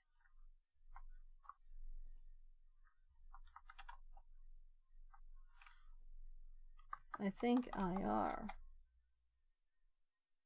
Yeah, same thing, IR. Trying to learn those. Only 55s here. In EIP. So trying to hop to this address. So I'm curious what this is.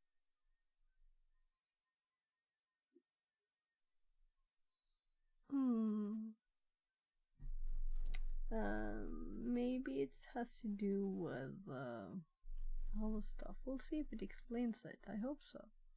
So if we want to imagine the process visually, then the process looks something like. So we type over here all of the memory, even the EIP, EBP, and EIP. Oh my god, my eyes. Suddenly I'm like, this means that we have to write we have what? This means that we have to write access to, write access to EIP. What to do? This in turn allows specifying to which memory address the EIP should jump. However, to manipulate the register, we need an exact number of use up to EIP so that the following 4 bytes can be overridden without desired memory address. Yeah, I think those YouTube trolls were keeping me awake.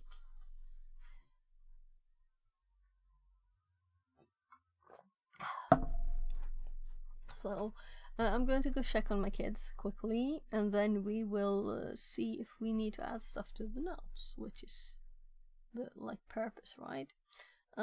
Because I'm leaving in about 2 hours, so I'm thinking I will try to train today. We'll see how it goes.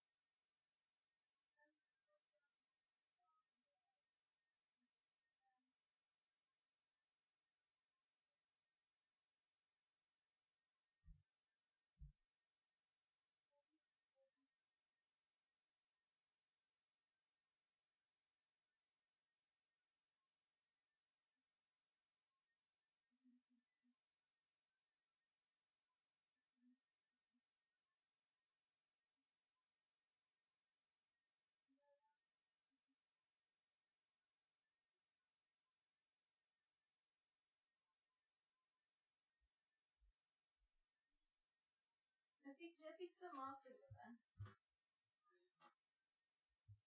Jag fixar spaghetti till dig.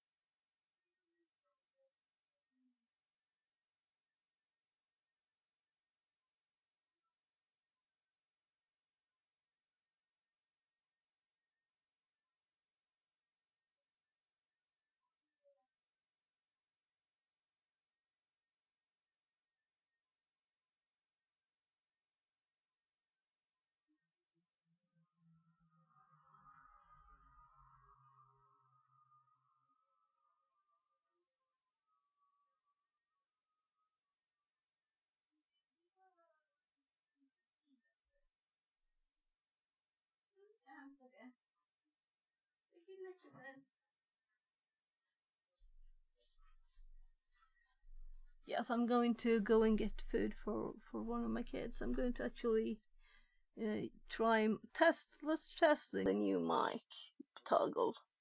So now I'm using this mic so I can talk while we're doing this. So if you want to talk to me on Twitch, it's just to chat, the TTS for Twitch is on. So I'm thinking about the buffer overflows.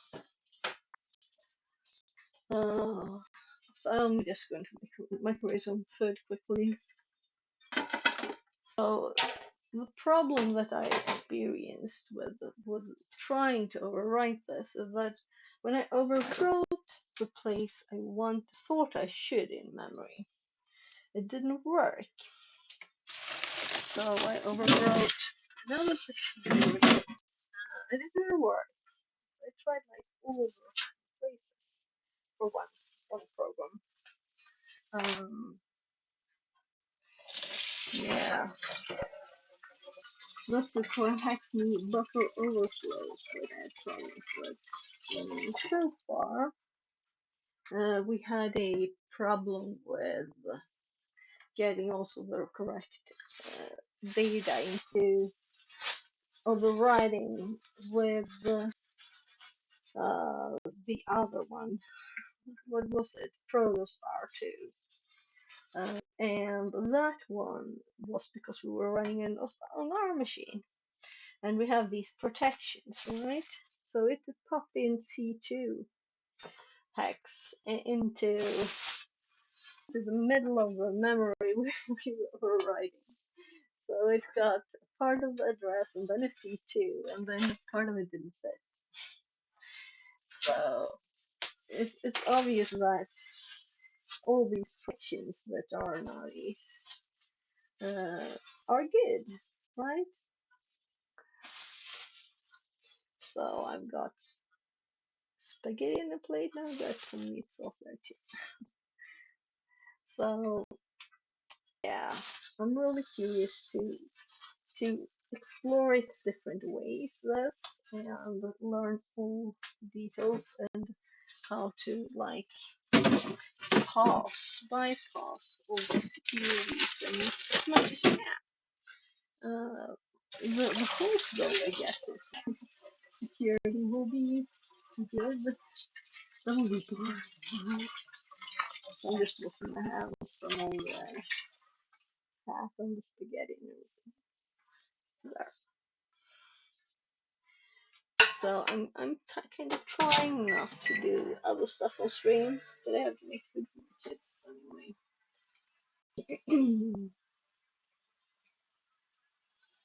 And I will need to eat something later, so I might as well I'm waiting for my 2 minutes.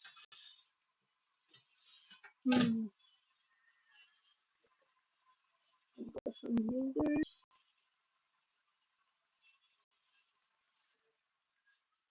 What else? Some pies. So I don't know what to make food from scratch. Taking a lot of time. Yeah. I guess I'll get one of these in an hour or two.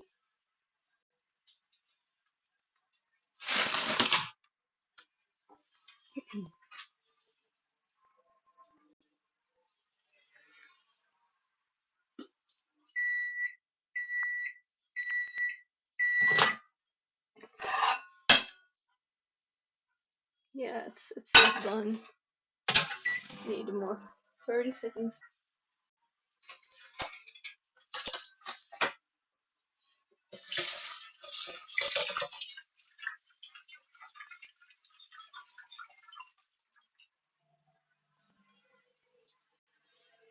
$10. Yeah, so my goal is to write a very short, easy to understand description of buffer overflow that everybody would understand, that has an idea about computers. And well, then I would learn it very good. I'm doing it. So I'm going to make it through. You probably won't hear me. Take it in.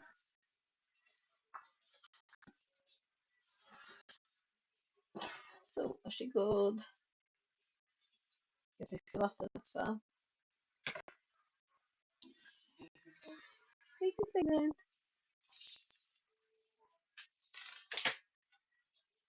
Just getting some water.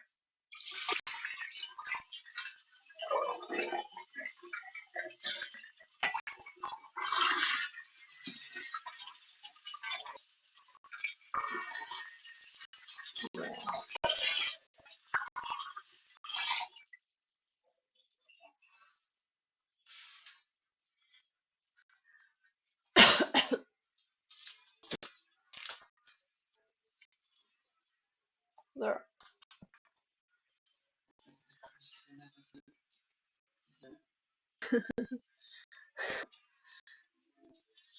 Jag hoppas det inte smakar som dirt i alla fall. Jag sa att hoppas det inte smakar som dirt. Även om det ser ut som nästan köttfärssås. I know. Why? Wait. För att du sa att there, och du tyckte det lät som att jag sa dirt. Eller there. Yeah. But yes. Take it like a man. Yeah, so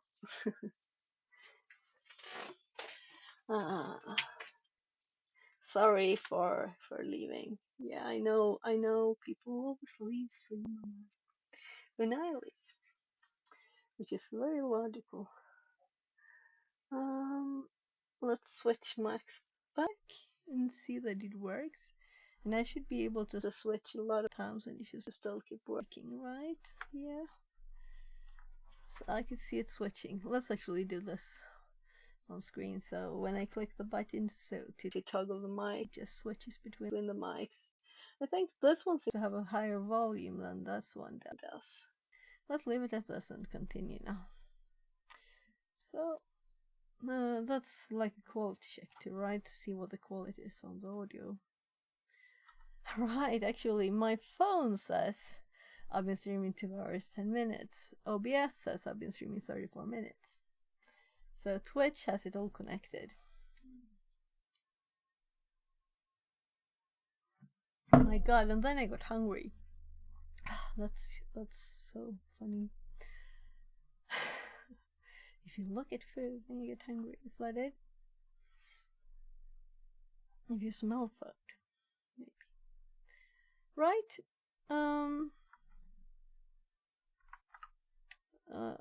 What?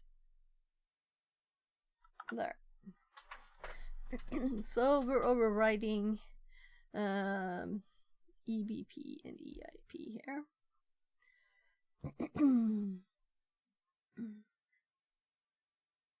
So we can see it here too, that EBP is also all fives.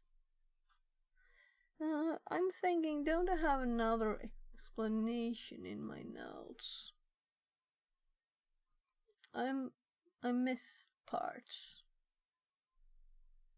It's probably these.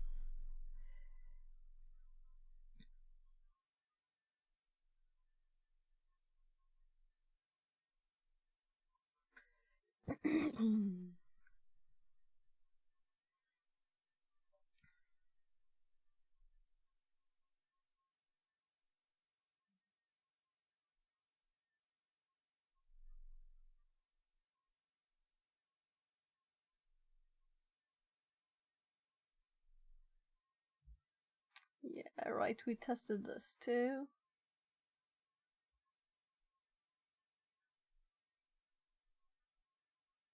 So EVP is pushed because it's the old stack pointer.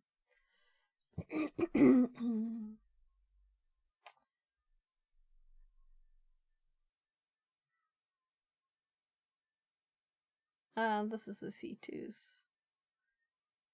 Somewhere here. No, not in this one.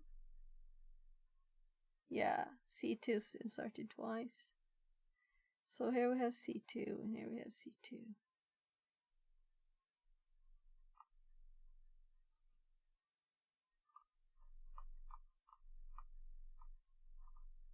I don't think I have much. There's this, of course.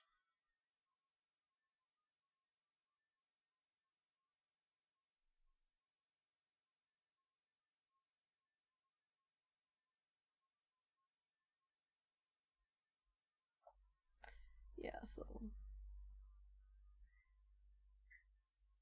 EVP, stack base pointer or frame pointer, points to the base of the stack, meaning the top of the last frame.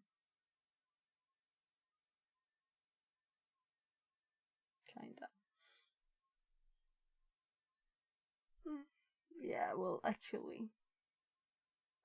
So, now I just wanted pie. It's not very good, I'm just hungry.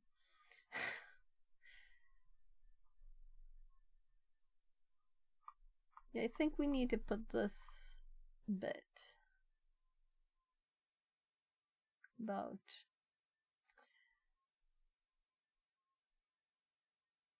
Yeah, I think I know exactly what I'm looking for now. It's in here, right? Program structure in ASM. Call. Call does. Function prolog does. Function epilogue does. This is such an important thing.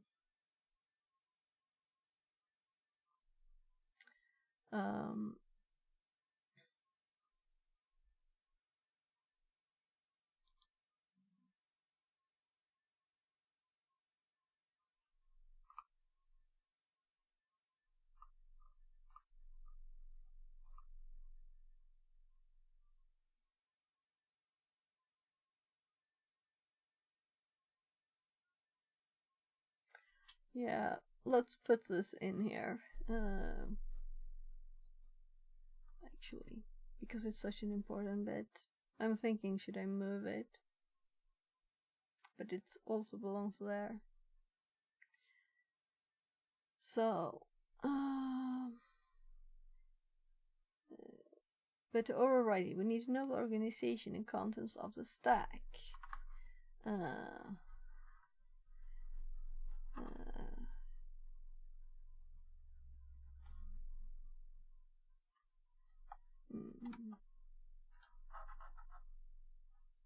And how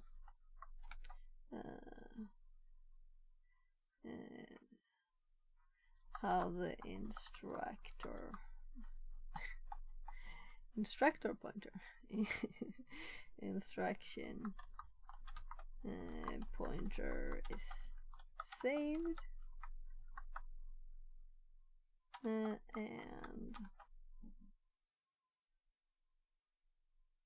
did someone knock? I don't know. I don't think so. was further away.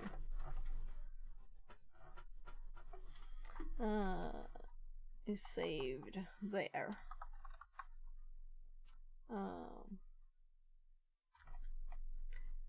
And then we paste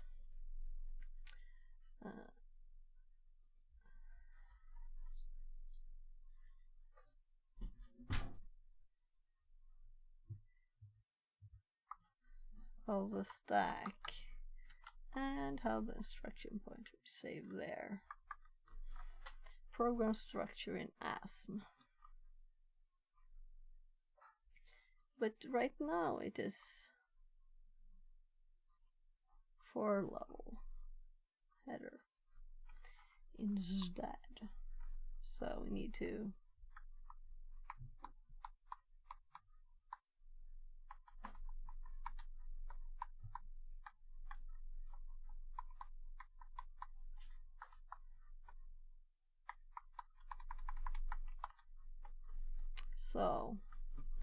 to repeat this very important bit, call of a function, and we're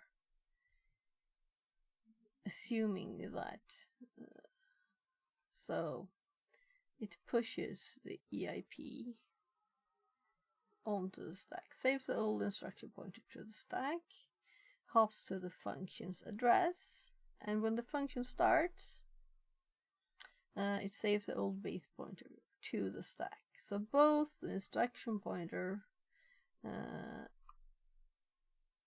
and the base pointer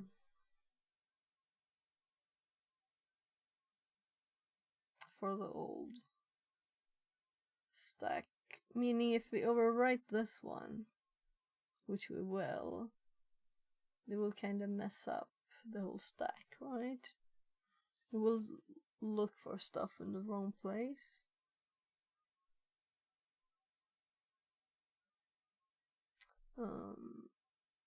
Copies the old stack pointer as a new base pointer.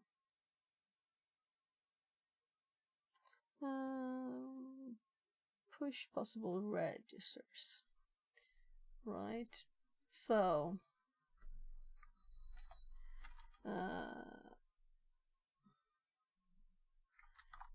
the meaning of this for us, very odd, but is it for?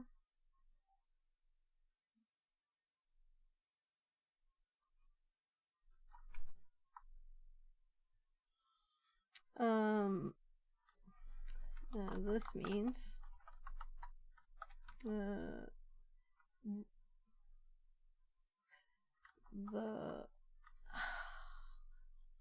I miss information about the frames, right? The basics is not here.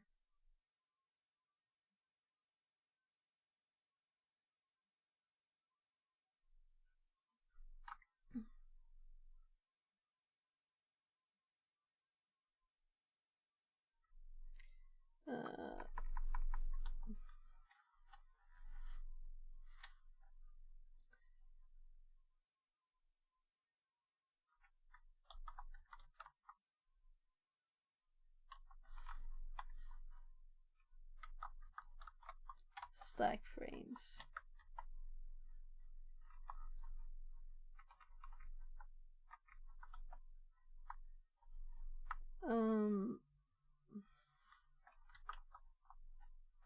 Yeah, I might skip the next header because it's not useful anymore. This means that for every function that is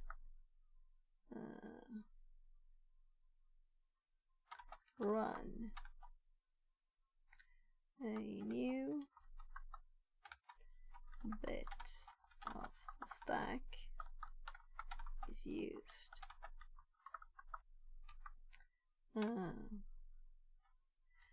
The old top of the stack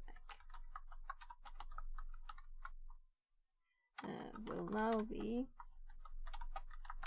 the base of the new stack frame, and the new top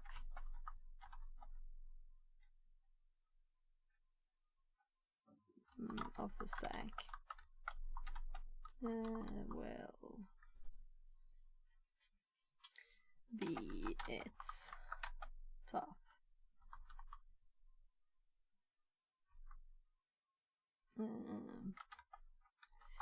When we later leave the function,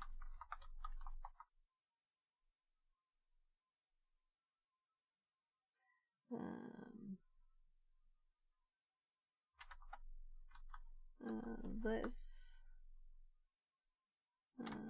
will all reverse, and the memory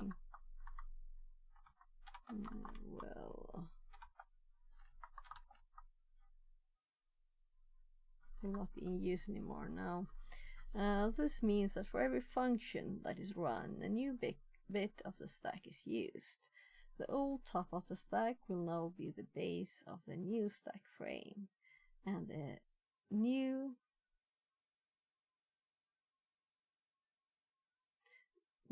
this is bad. It's not easy to understand. The old top of the stack, it's too much top and old and new and bottom. The old top of the stack will now be the base of the new stack frame, and here we will have first the, as said here, we will have the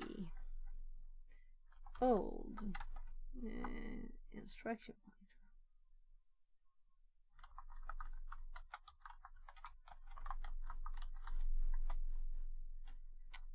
pointer, the old base pointer,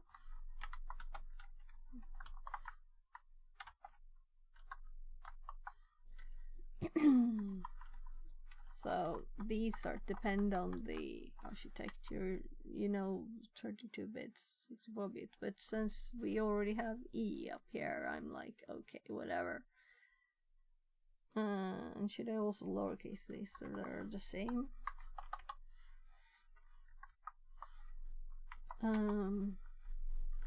So I'm like, I typed this not so long ago, right? Yeah.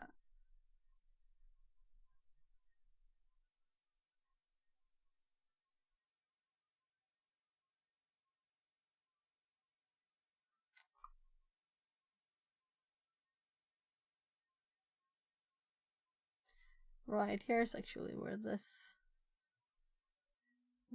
becomes interesting too. This image.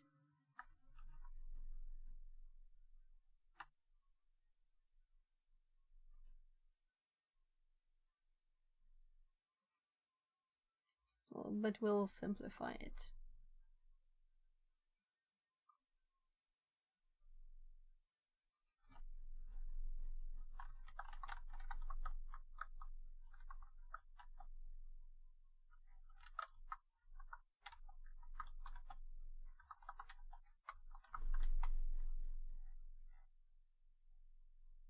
I'm like by the code instead of,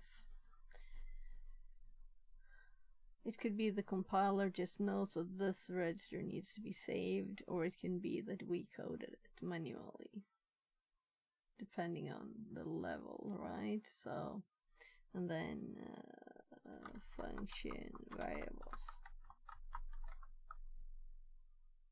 and we don't have to specify more.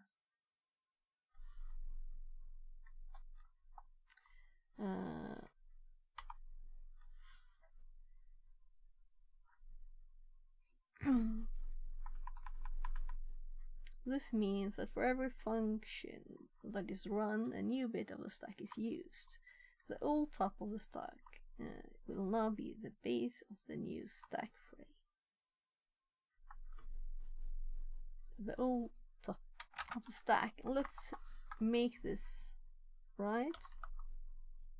Make it nicer to understand. Will be the base of the new stack frame.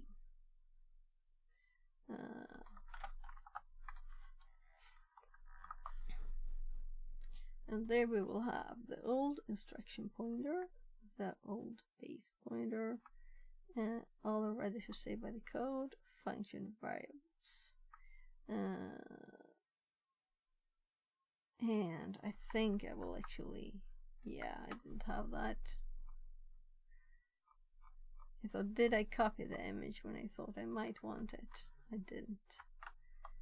So let's go back down. Because I think it's useful still.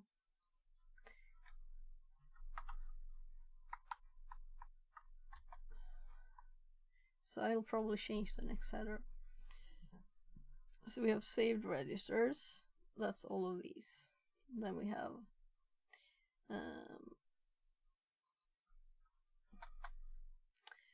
the interesting bit that I want to have here is that buffer 0 is at the bottom, but that's really for the next section. So let's see if I can drag it. Whoa.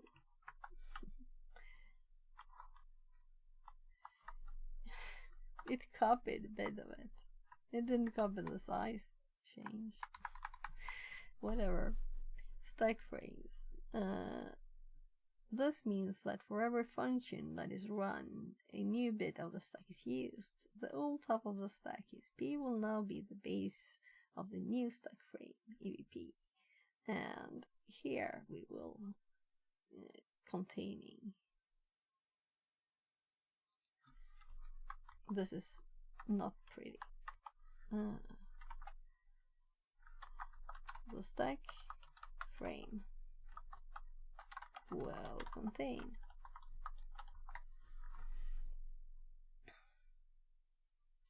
the old instruction pointer, the old base pointer, other registers saved by the code,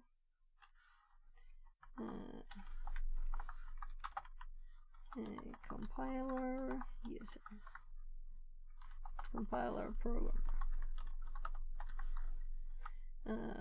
function variables,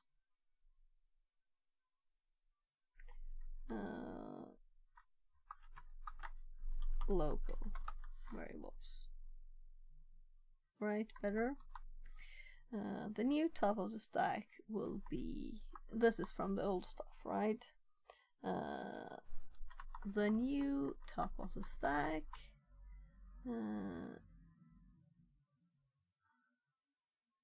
will be the stack frames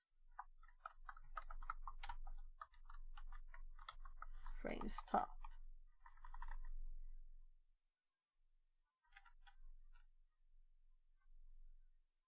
The new top of the stack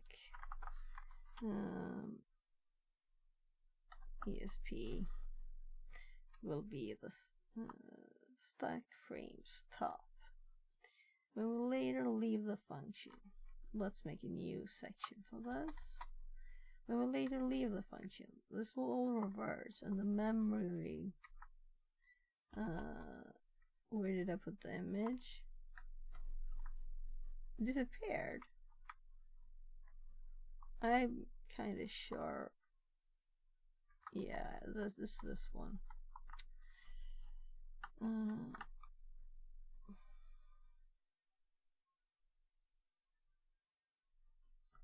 I'm adding the section here.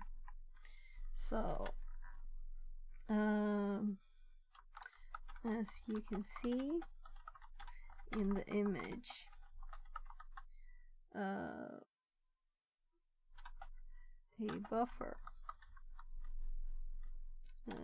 would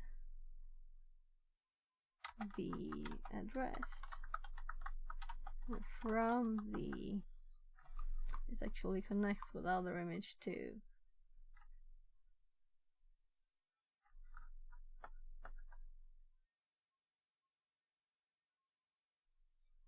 Or more like this one. Yeah.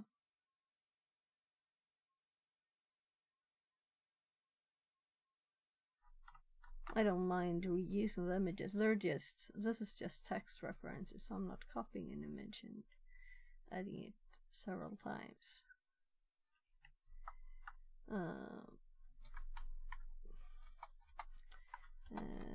And when we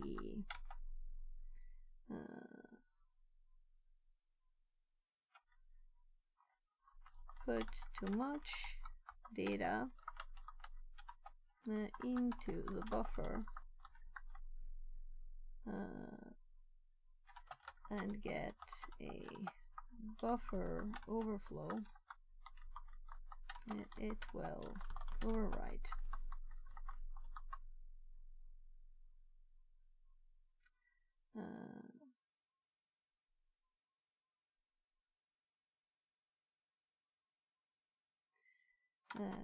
What was previously put on the stack.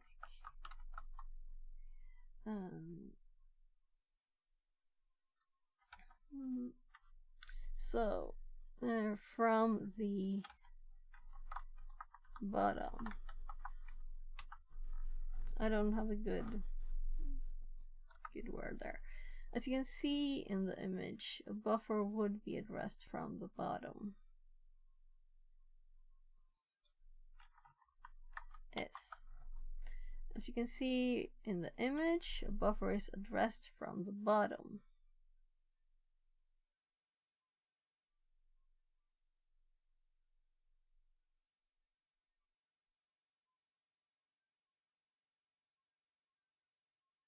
So I want the other image too. Let's skip the memory layout and just delete this section. No, we have the other bits here. So these two images, that and that, they're already gone. So let's cut this too, and let's just have text here. And then when we have use of the images,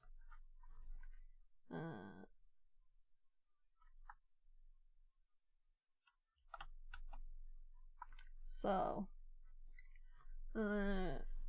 from the images, a buffer is addressed from the bottom as the stack is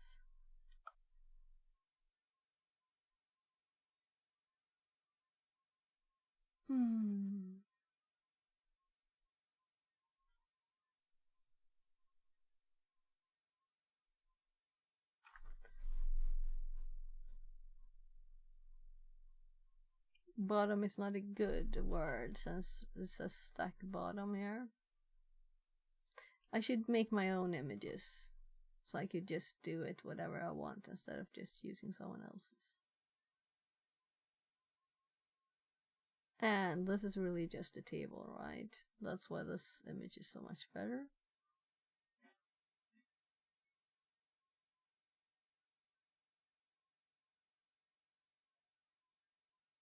Maybe this is good enough for all of it.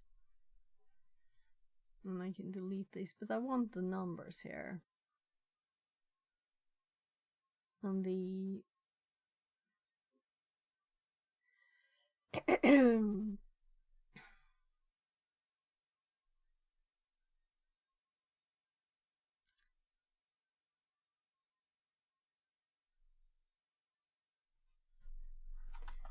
growing to lower memory addresses. This is really the point, that it's growing to lower from the bottom as the stack is growing to lower memory addresses. Is this okay and understandable?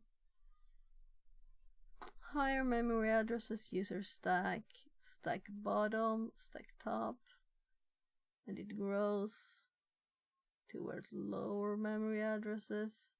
So it's actually like the bottom of this buffer that is 0. Yeah, I think it's good enough. And when we put too much data into the buffer and get a buffer overflow, it will overwrite what was previously put on the stack. Both, well, first other variables,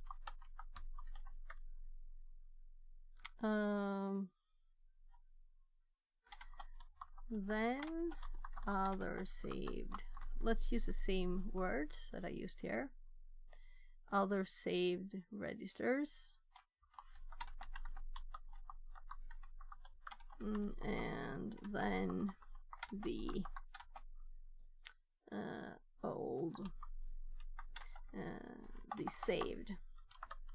saved EBP and EIP. Let's forward them. The saved base pointer and instruction pointer. I think I haven't seen this clear instruction for it. That's why I'm doing this.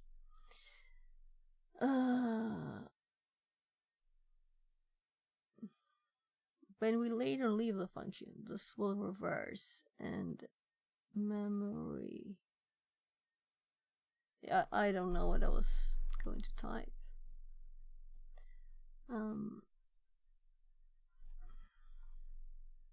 So now I text images for the text, images for the text. So this should be like a space here, definitely. Anyway, when we later leave the function, this will reverse and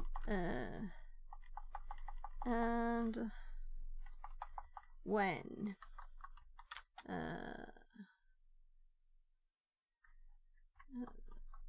the base pointer and instruction pointer are read back into the registers. When the saved base pointer and instruction are read back into the registers,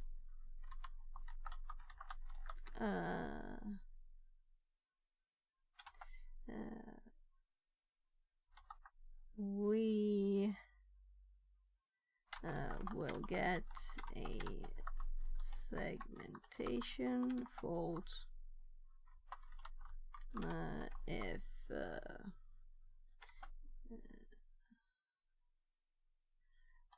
they don't contain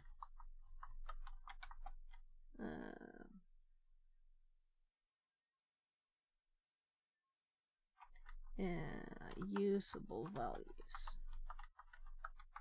There, so I put them in a bunch, in a clump. Maybe I should split them up. But we will get problems if the stack pointer is pointing somewhere crazy too, right? So they both need to have okay values.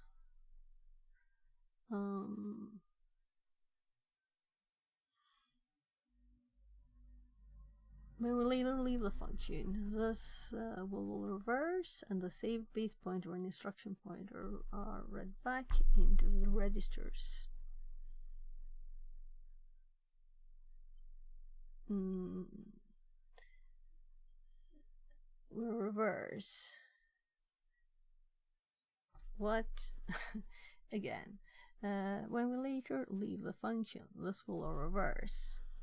Let's do it like this. The saved base pointer and the instruction pointer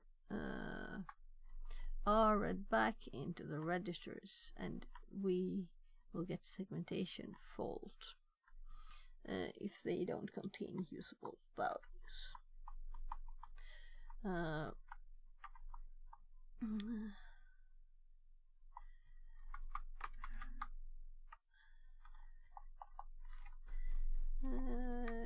Getting the right values in there. Oh my goodness. I think I might switch.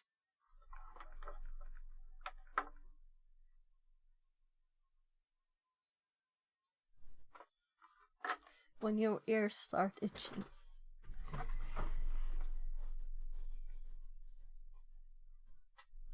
So, this is the oddest header ever, right?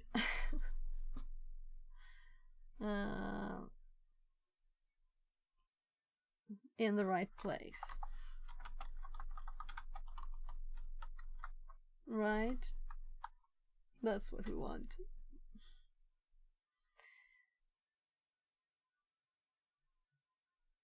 That's the next step.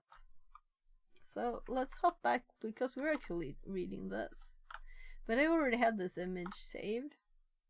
And I didn't only have it from here. It's used in several places, so I don't know if this is the original place even.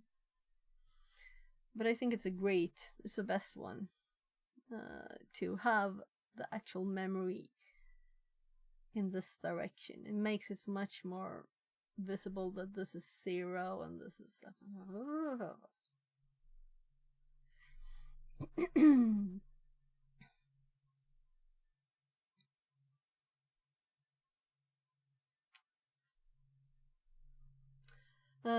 This means that we have now write access to the EIP. Allow specifying which memory does the EIP. However, to manipulate the register, we need the exact number of use. Determine the offset. So now they're going to do what I had earlier. So I'm thinking of switching up the order too. So here I have my notes on this. So I have hopped. Now we're going to exploit it. This is where we're really going now. But we didn't have a good header, that's why I put this.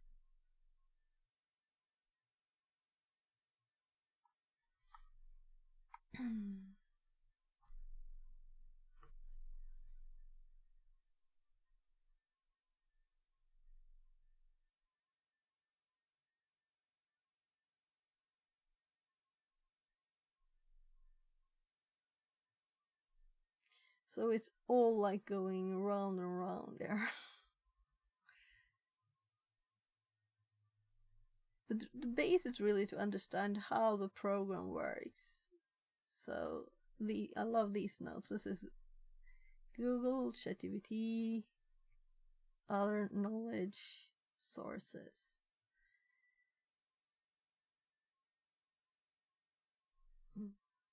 I googled to confirm that this was what I thought. And with Google I mean also ChatGPT, Googling. Should it be GPTing now? I Google and GPT'd it.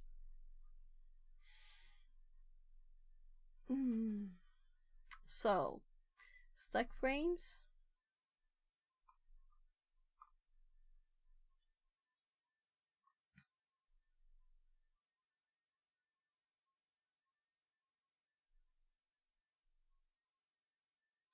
So the explanation of this, it should be later. Exploring memory is a bit separate, but it is related to the tools that I list here.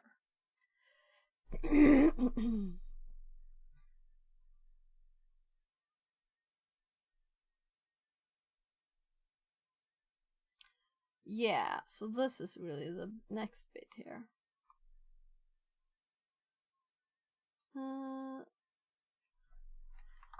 test input, right? And then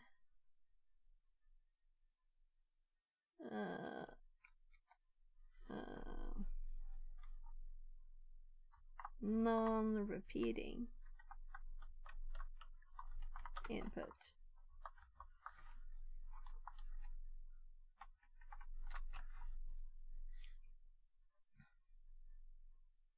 Then we want to see what it ended up with. So it's all logical. And then we have using shellcode, and then we have explaining the shellcode. So the program structure is before all of this. Let's see how long I can hold my button pressed there.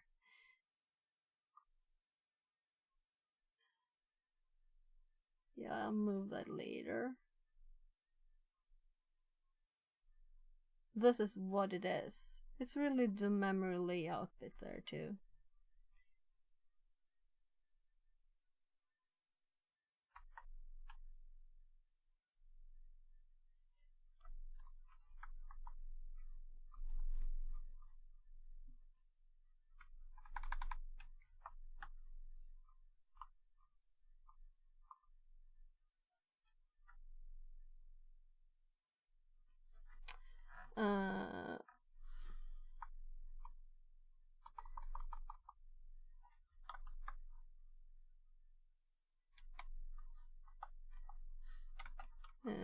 We need to get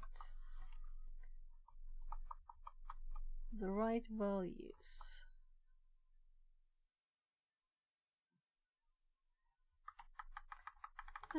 Into the right places.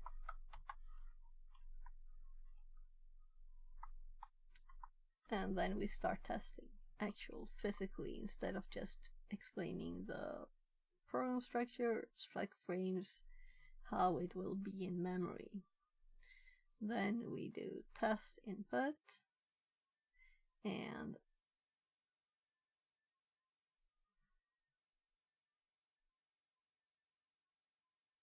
non-repeating input.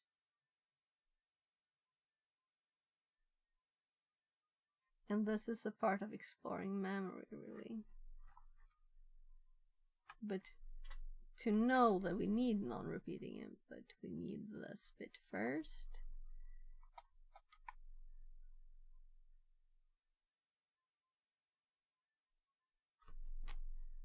This is where it should say exploiting.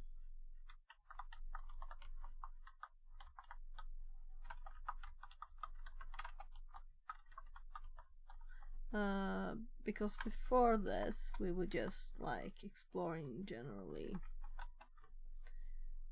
Is it a buffer overflow?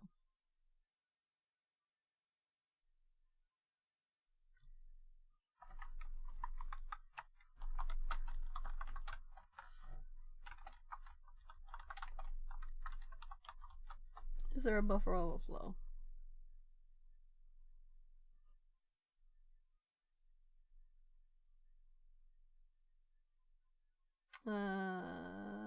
When we find a buffer overflow vulnerability, we need more information. Hopefully we can run a program in a debugger or attach it to debugger. I know I had this line there.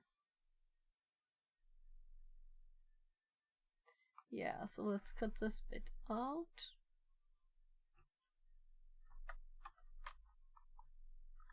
And let's put it here instead.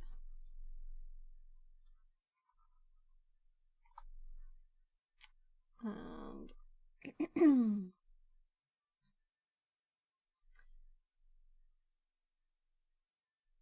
we just list tools. And then we have some examples. Going to have examples.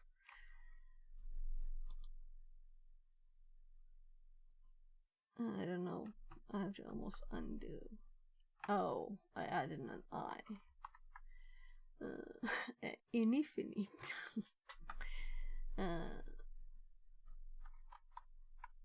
Yeah, and these are headers. Maybe they shouldn't be headers. these are more like this, right? It looks odd when we have so much space there.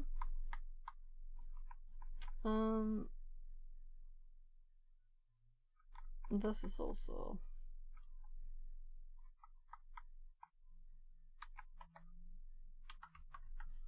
and then we have the long list of tools.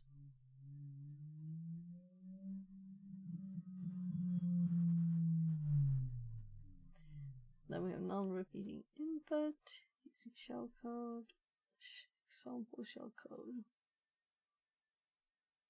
This could be its own header on the same level. It's okay. Before it was squished in there. We use a number of nav instruction too.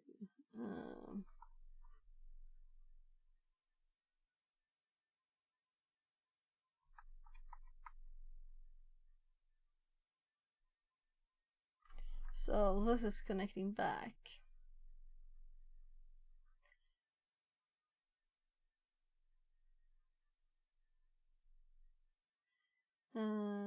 But the old value of the instruction point is saved in the stack. The function is called.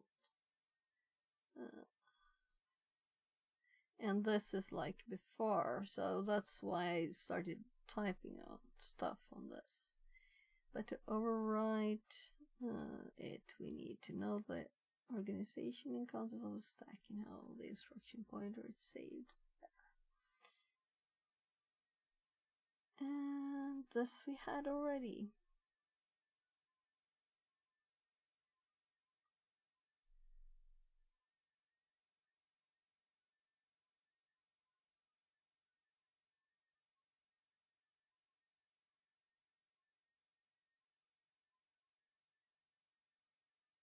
Is there a buffer overflow? Exploiting.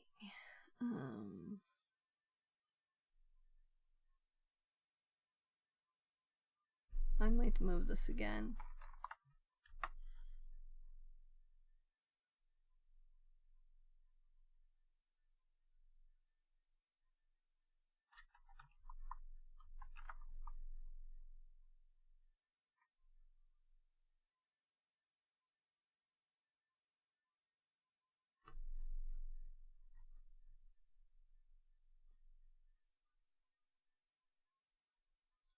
Let's just skip it.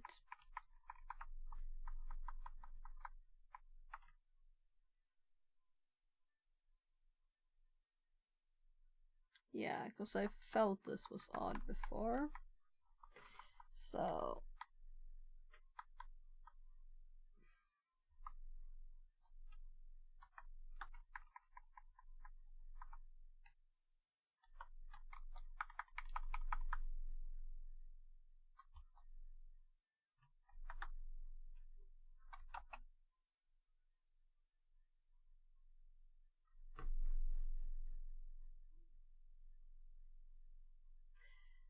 when we find a buffer overflow vulnerability, we need more information. We can use different tools to explore memory, to debug and step through program execution.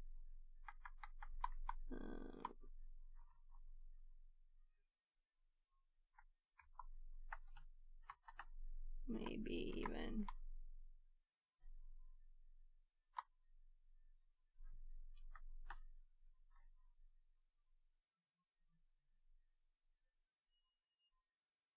no, I don't like it. This is better.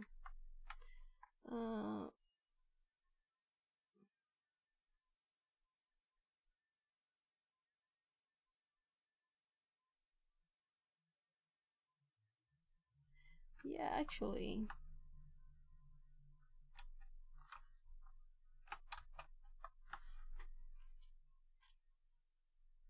That's okay. And then we just have this.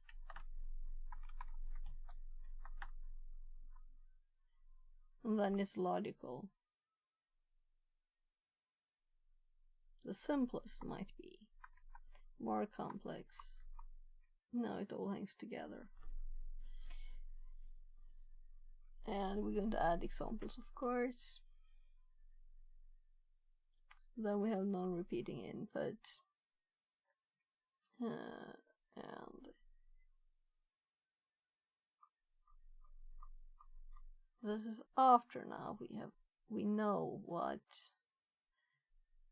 how the program is controlled, how stack frames work.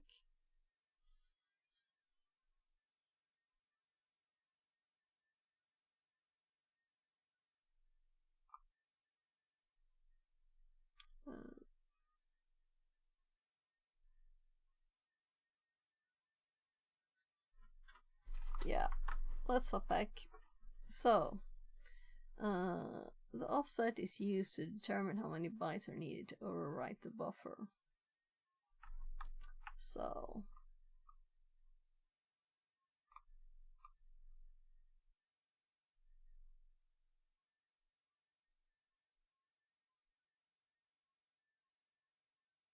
different input.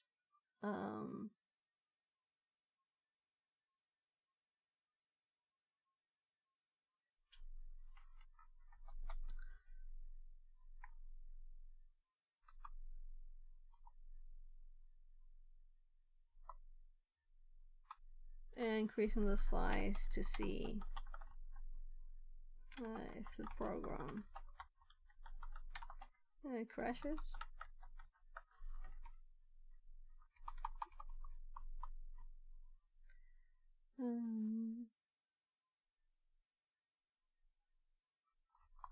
Then we can perform basic tests where we try different input, increasing the size to see if the program crashes.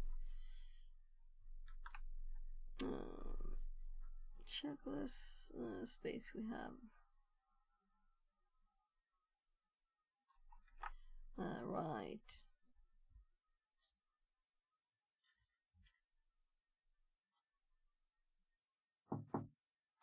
So I heard steps. My kidnapper. It's loud.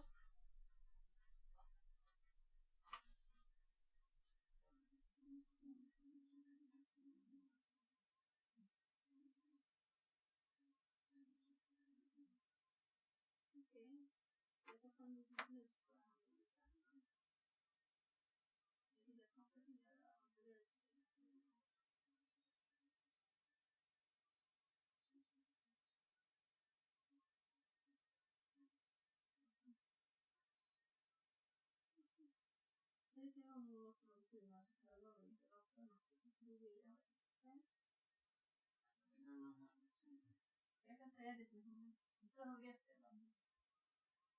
Men ska jag värma handbränna då?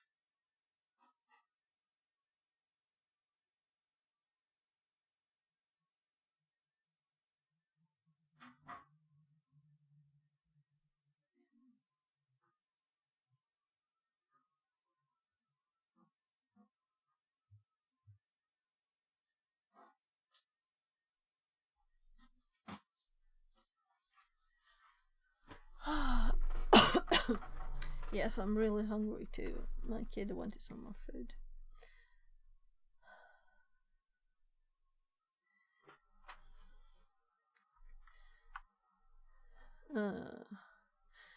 Shellcode is a program code that contains instructions for an operation that we want the CPU to perform.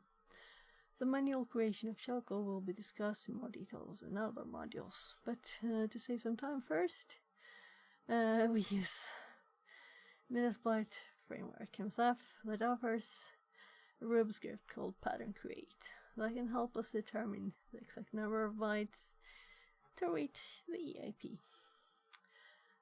It creates a unique string based on the length of bytes you specify to help determine the offset. So,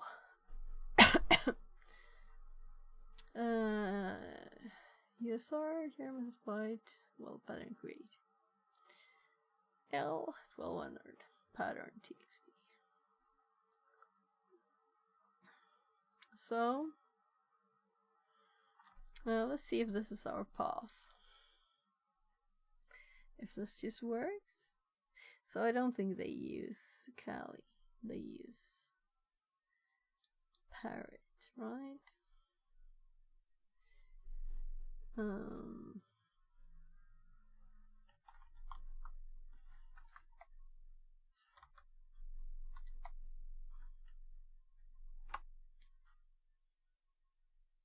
Just checking that we're in the place. No feedback means function worked. So let's cat. And that's how it works. It just generates this pattern. And I already have this in my notes as part of the instruction here. So this is it, thread and create. And this one is 500.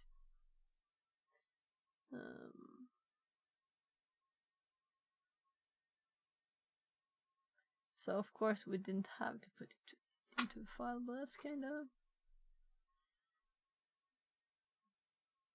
user share. Yes, the same path.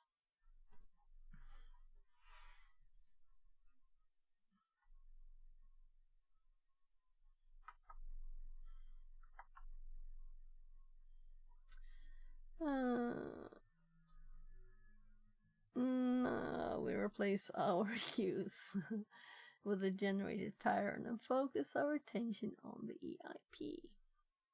Yeah, I should probably have done this.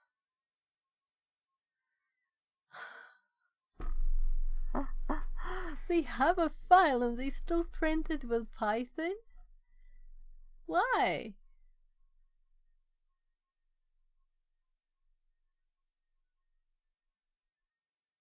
That's odd. Why create a file with it then? And then print cat the pattern. They could have just run the command without this and they would have catted the pattern. Well. Yeah, I'm really hungry. I'm going to check the food. I'll be right back and we'll run it.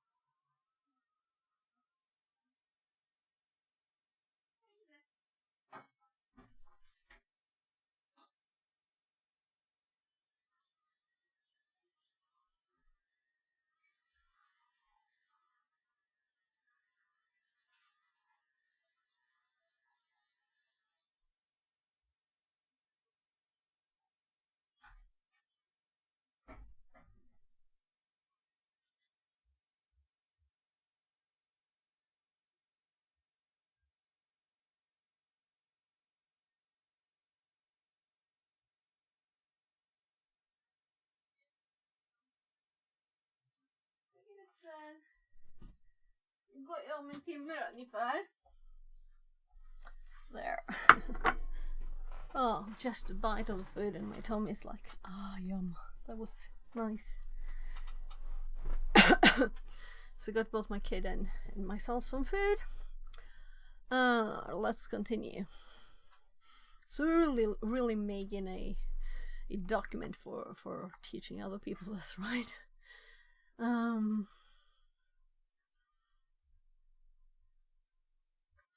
So I'm thinking of adding it here. But we can make files. We understand how to do that without help, right?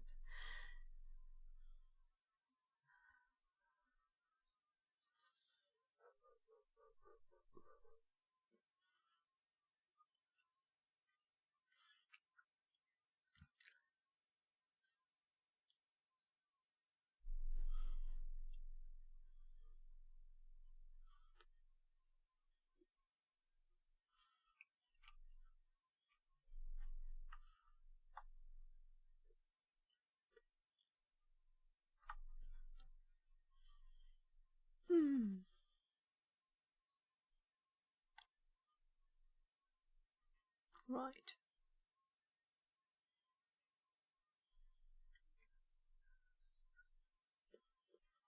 So.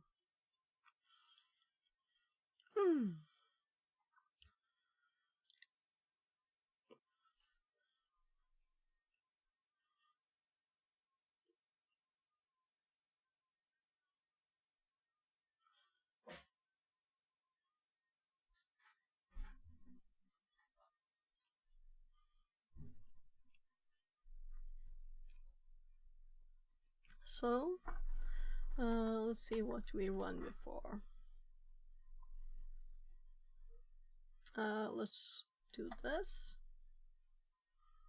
And then we did run. And let's see if we can just use pattern.txt, right?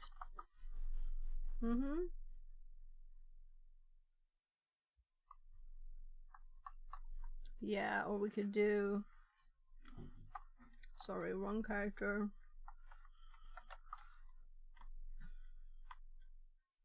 That might be better. Very obvious that it's not like, we don't want it to be an argument to it. Or rather, we want it to be an argument, not input. Let's just double check what do I have really up here. So I have these. I don't have anything else there.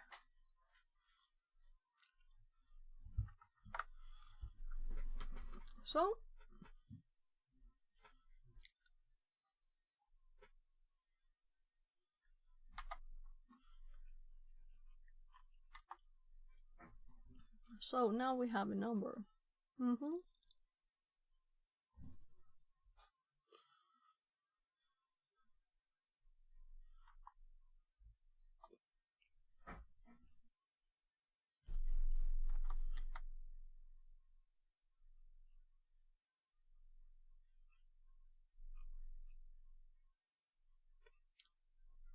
Since this is not a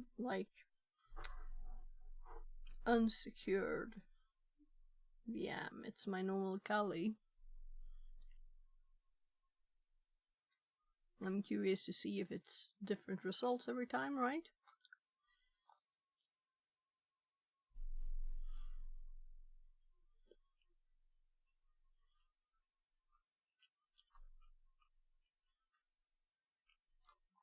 So what did they do? Yeah, they used Python for some reason, though they made a file here. When they could have just catted it, that we did. The program being debugged has been started already, and they got the same number that we got. That's nice, right? Let's do info registers.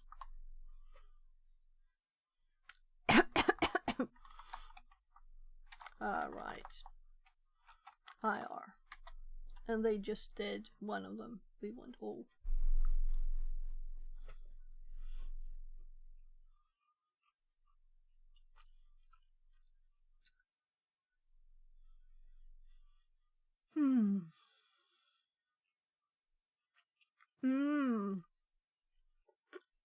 I just saw that the third column is this made easier to read, right?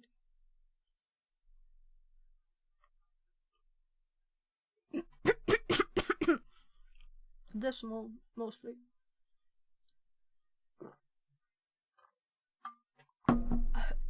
And also minus.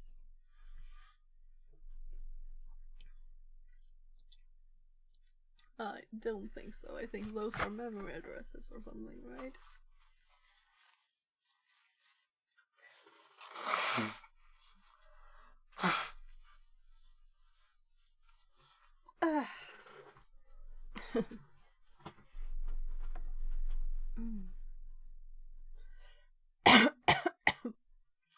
So, I'm just going to check what they do. Let's see the TIP displays. Well, we know what we're going to do, right? We're going to check what offset this is. Right, like this.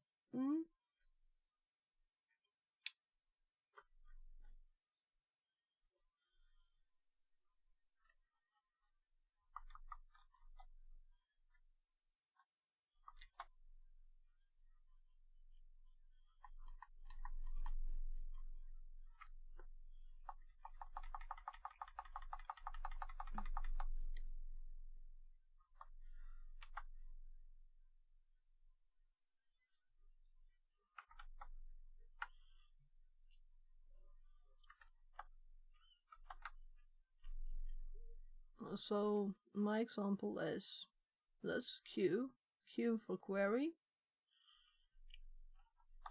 Well, let's see what they say. Q for query.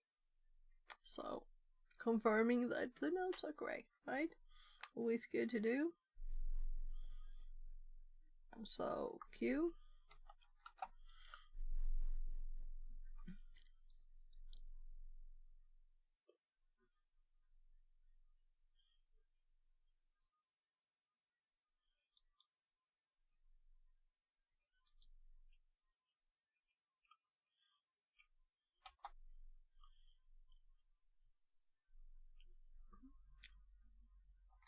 The same. So they have an image here for it too.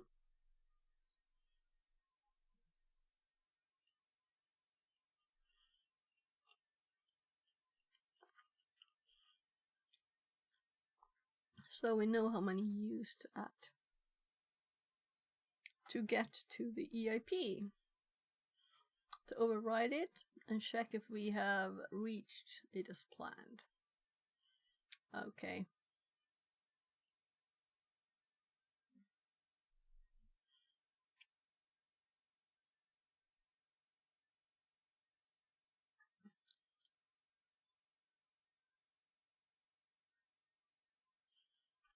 I'm not running this because I've already done it so many times now.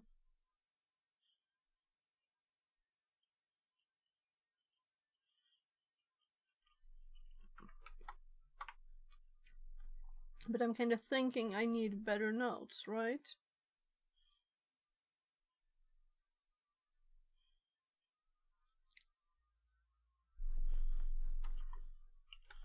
And let's do that.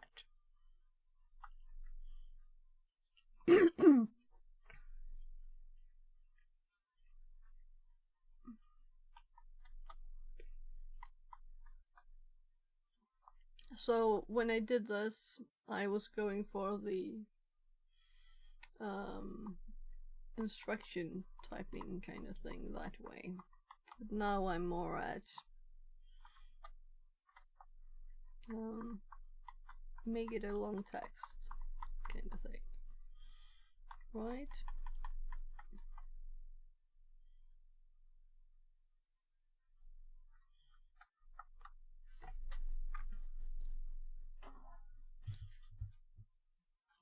So if we do a big C here, it will be easier to see.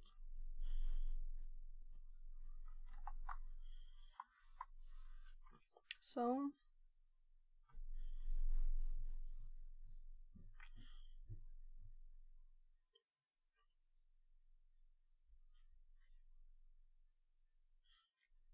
we want to put the code in memory and then redirect execution to this memory.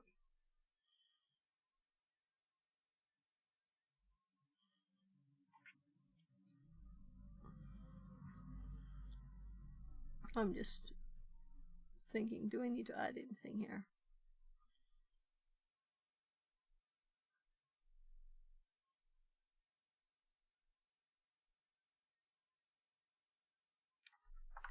So we're going that way here, right? But we're just confirming that it was correct, the output. So right, we could actually run this only because it's a good test to see that it's actually... I'm just a bit annoyed that we have to keep going in and out of this. Let's run it. Since we had the same numbers, we can just copy theirs. So yeah, we can't just copy theirs because they are using ancient Python, and my Python link goes to another place. So we have 666666666, and what I want to do is not to just look at this bit of memory, right? We want to see all of the memory, and I don't remember the GDB command to show a memory address, so P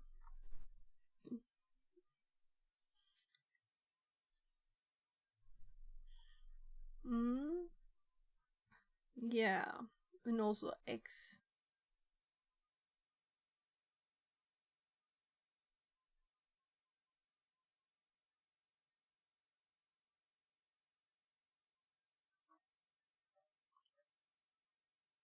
PX.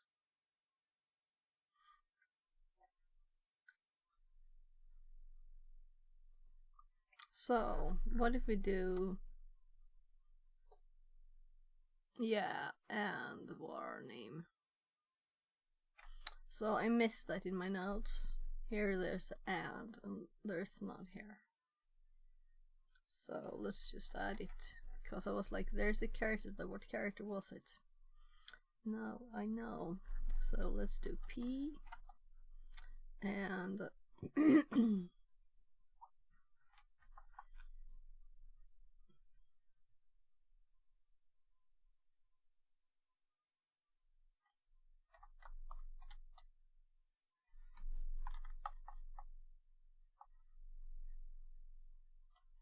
what if we do like things like this? Use a file command. What is file?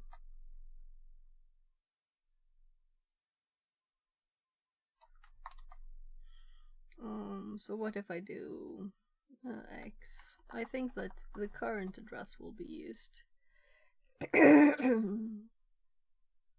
So it just didn't show anything. So let's try the one I had here. Oh, now I know. So that's of course for addresses, but this here we need instead a $. So if we change this now to X, what happens then?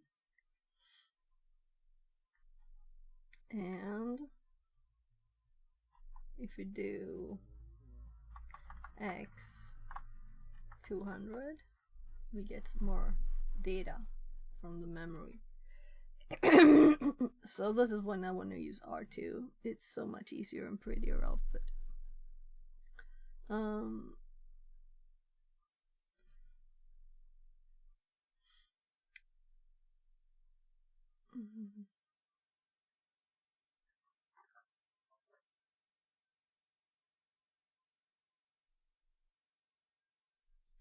Right, so sorry, let's actually do the rest of it too.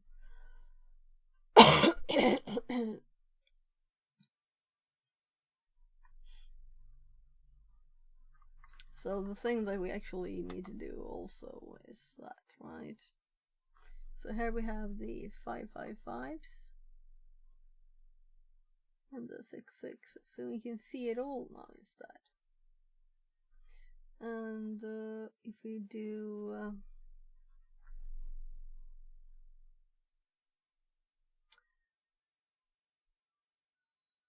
I'm cheating.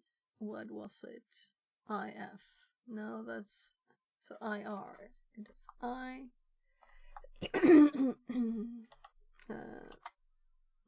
So IR. And then we can see here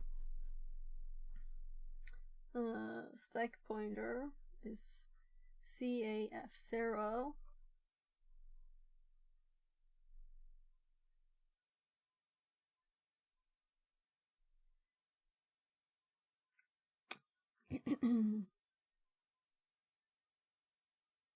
So CAF8, so it should be in the middle here.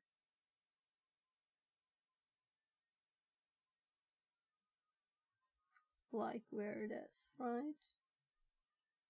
Or rather this way, because it's already got this bit. That's why it stopped.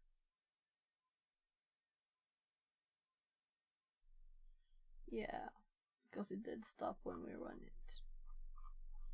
So we can see the old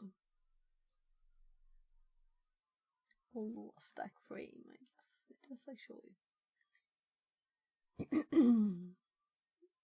So if we do more than 200, so let's do 100 instead.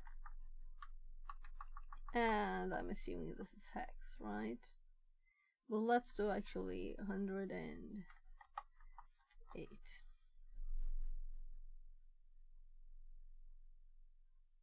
And let's, instead of that, do 98. So 1, 2, 3, 4, 5, 6. 1, 2, 3, 4, 5, 6. Yeah, so it doesn't change.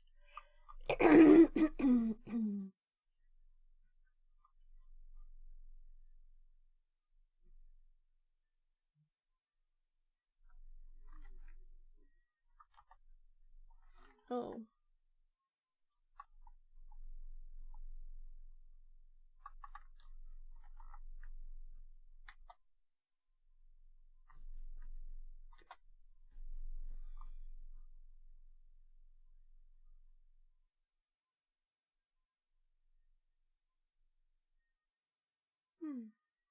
Yeah. R2, thank you.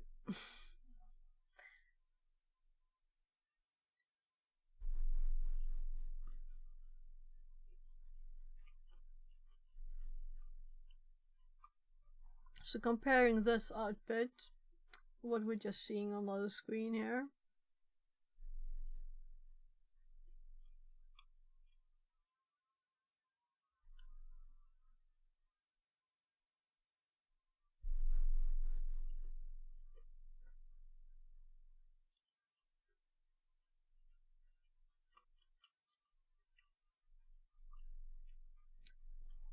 to, let's see.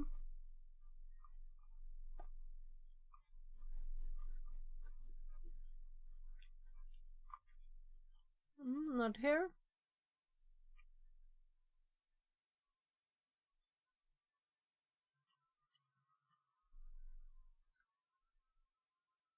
Didn't I save that output?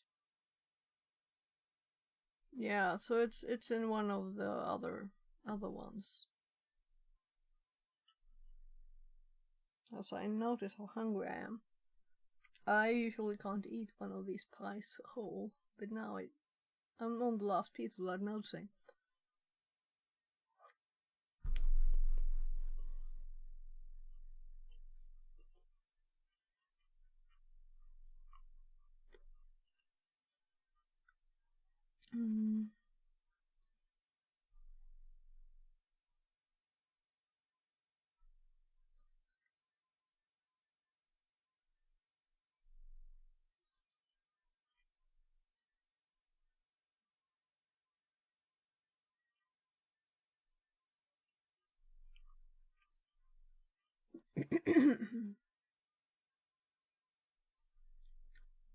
Yeah, so not in there.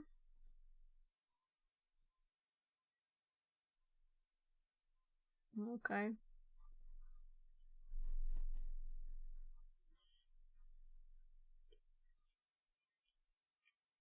I want this saved here.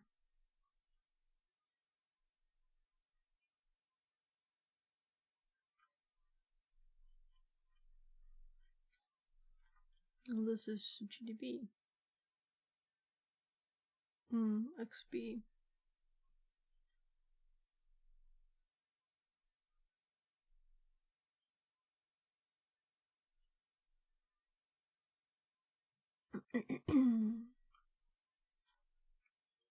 So the least thing I would do is to have a link, right?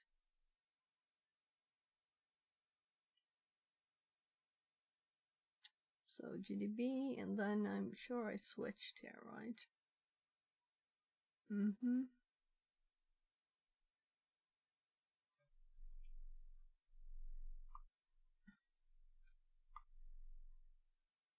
So here we're on R2.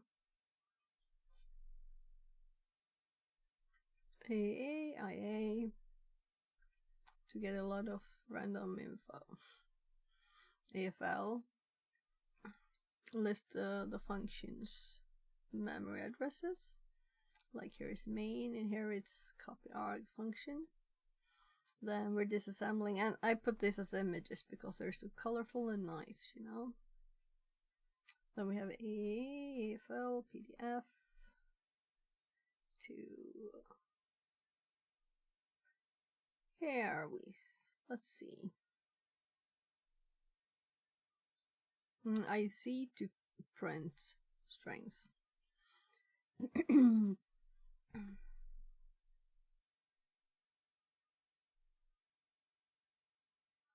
Yeah, DB for adding a breakpoint or listing them when we only do it, right? DC to continue. DR. List of registers possibly there. Yeah. DS is to like execute one line.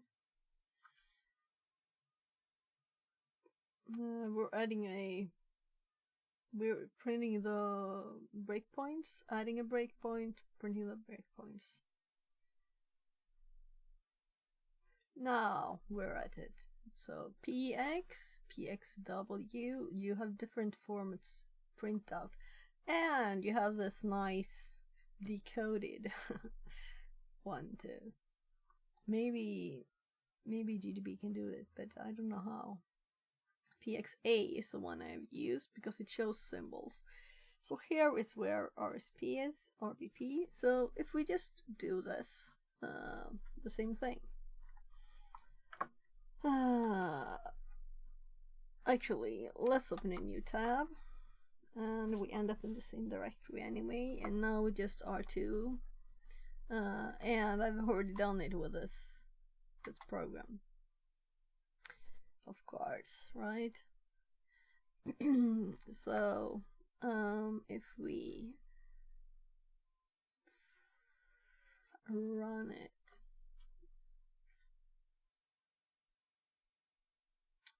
PXA at RSP, right? we can remember this. Actually,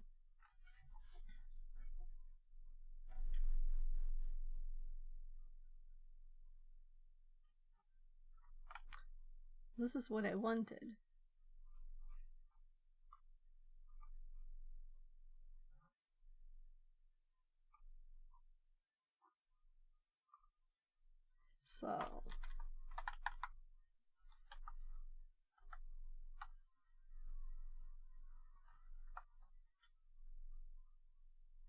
So we wanted more information in this file. Now this one should be easier to find again, and I recognize it when I saw it, so now, oh gosh, I tabbed to the VM, then I tried control tabbing and I was in the wrong program, so I tabbed to another of the VMs tab. I don't like VMware having tabs up for all the machines you have, but it is like that.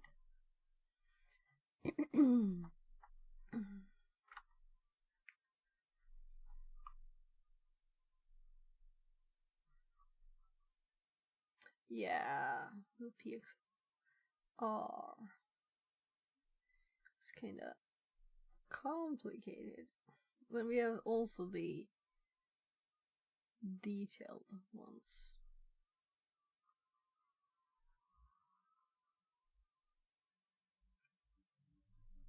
So how do these differ really?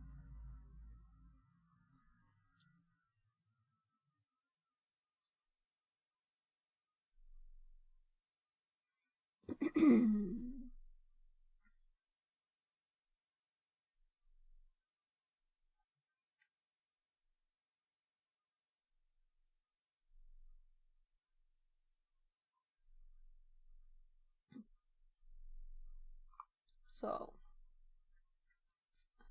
I need my list. Oh, for R2 I need my list. So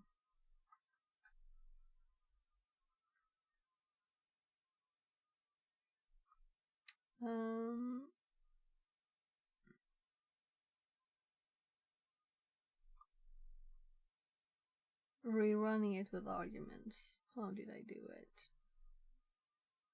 OOD.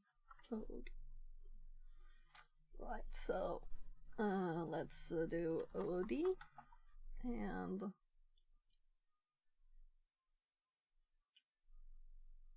let's remember what it was called. What did we just run?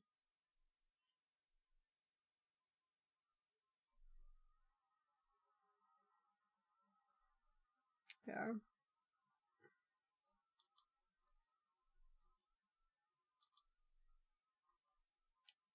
So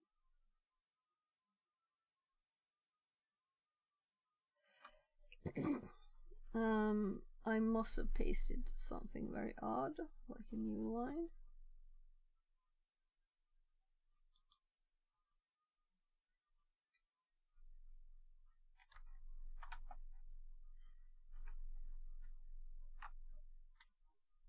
Now I could control it at least.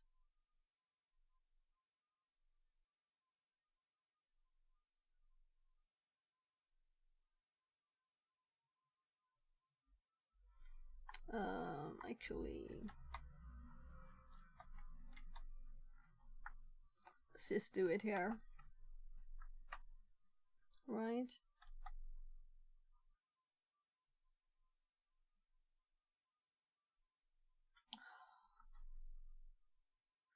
Now I know what's wrong, you know. I copied the first one. Then I run. Here is the correct one, because they have old Python when they do stuff. I mean, HackTheBox isn't that old, right? It's not as old as Python 3, is it? Can this page be that old?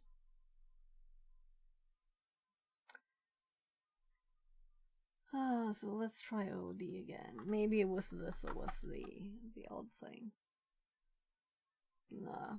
So let's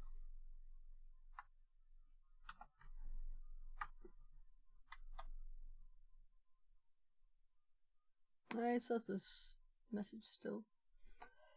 I don't know what it is really. Bin relax apply true. Bin cache true.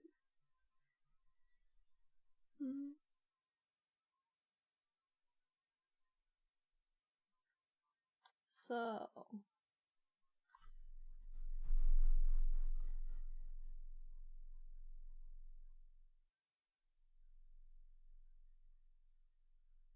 what if I do like DC now? So we have the correct address here too. It's 66666666.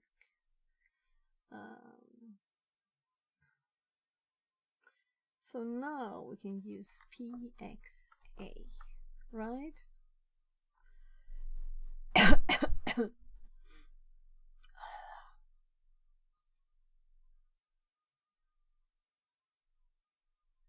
And I just added it to my notes too.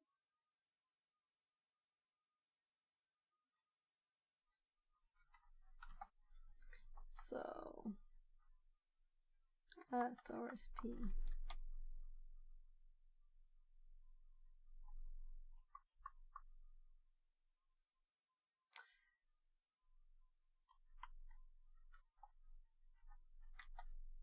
So it was just we're 32-bit. So this is how pretty it looks. And also we can see the colors. So let's now actually find the right place in memory. So let's try -100.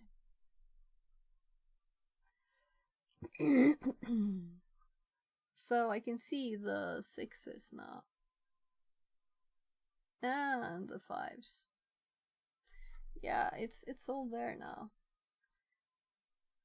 5, 5, 5, 5, 5. All the U's. And then the 6, 6, 6, 6 for the F's, lowercase f apparently. So what if we do 1, 1, 0?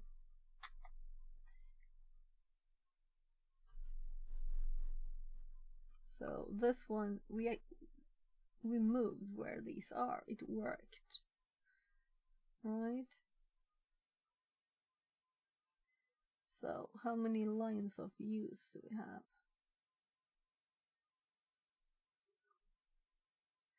I guess there'll be a lot of them, right?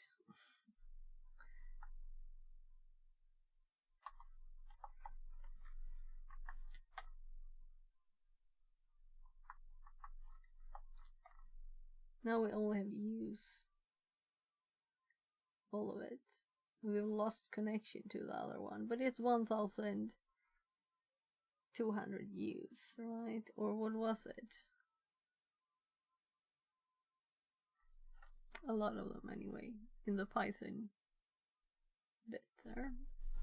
Yeah, so I'm thinking let's make some kind of notes from this information, right? 1036. Use.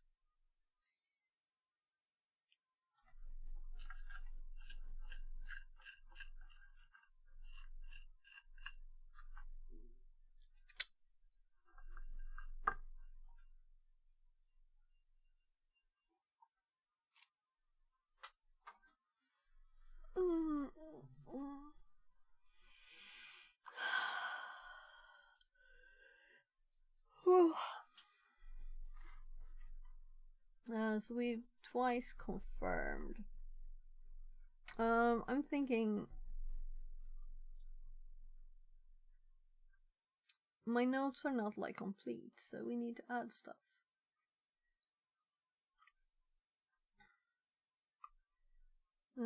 So here, example.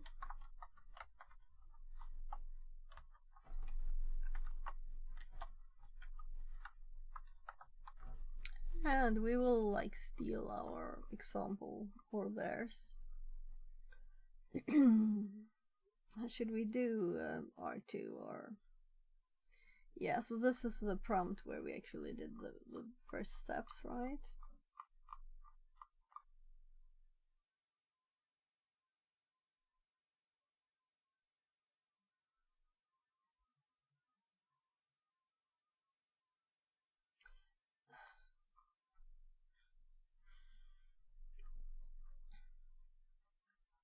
I'm just reading.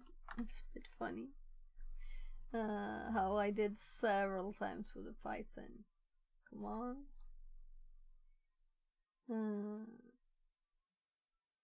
Am I like blind not finding the one here?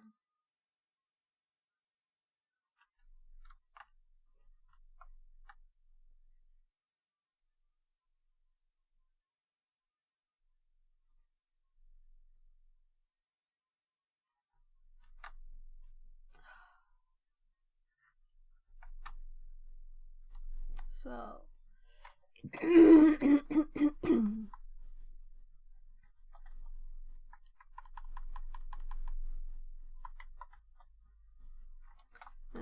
confirm.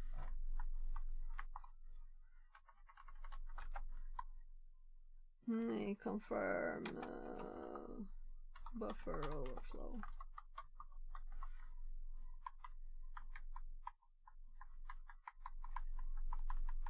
Then we have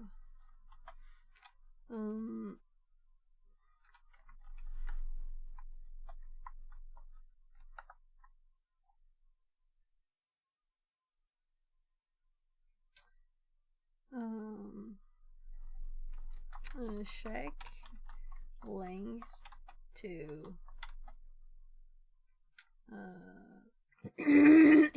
instruction pointer.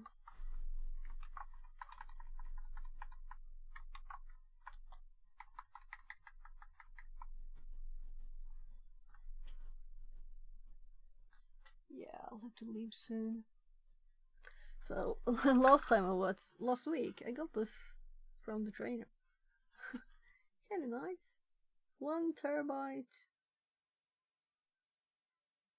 SSD disk. I don't have a like bigger one, so it's for me it's like, should I pay you? What? Apparently he works at a school where they will just as IT. So that's nice. Let's see, we did this one. That reminds me, something I need to fix before I go there too, and it's 1654.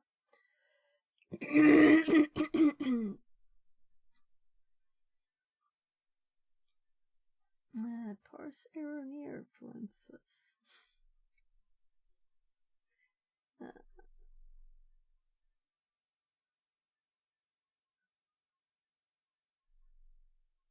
So why did I do it again? I don't know, but this is the line I wanted to copy. So we didn't do it as they did exactly, but we did it very similar, right? We don't need to cat it, we know what it is. So I don't like that I have a lot of GDB here. I should have used R2 to practice also. Apparently R2 is like a newer version, right? It's newer. And this is a run command.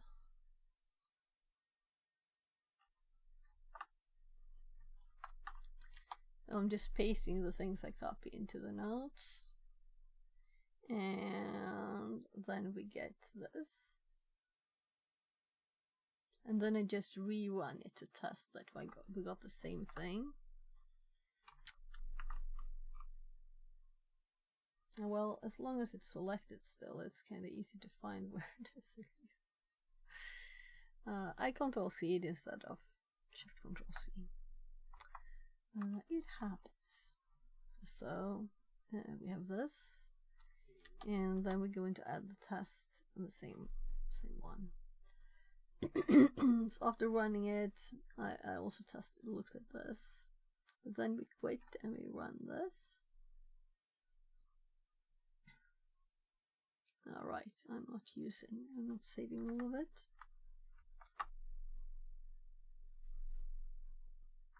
So, test position.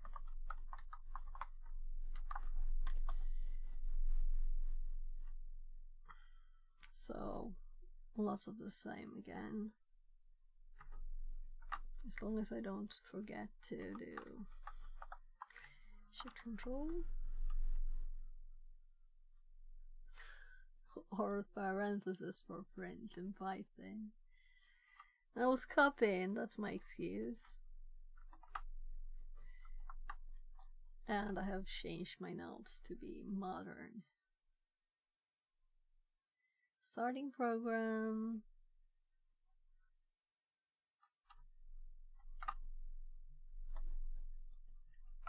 So, this is so far, right? What else did we do? We checked in memory. This was just our thoughts to test this. And we tested in memory with R2. So that's all we did, really. We got a nice example out of it. And I can't switch to this. Right. Yeah, so we're like at the end of it. I guess we should finish it, even if we have 2 minutes. Now we see that we have overridden EIP. Next, we have to find out how much space we have for our shellcode. Right. Yeah. So, yay. We can overwrite.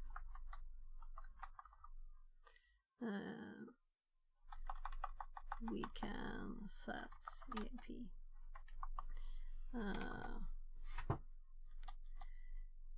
Find out how much space we have for shellcode.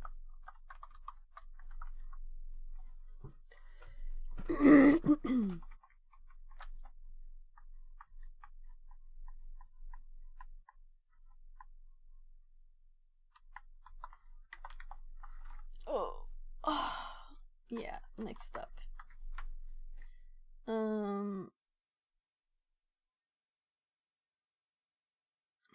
Which then executes the commands we intend. As we control the IP now, we will later override it with the address pointing to our shellcode's beginning. And then there's VPN stuff. And connect. And examine the registers and submit the address of EBP as the answer. And we can SSH. So we've done this before, but we don't have enough time. I might do this just quickly after stream, because we need to log into theirs to have their addresses.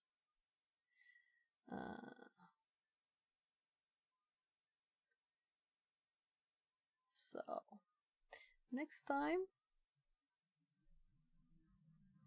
we're going to continue. And we're going to make sure, yeah, that we have all the things in the notes. That's good. So we never forget. 17, and I'm going in like, I have to leave.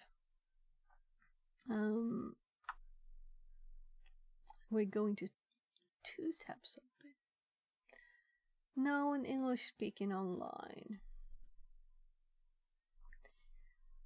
Oh god, who have we got?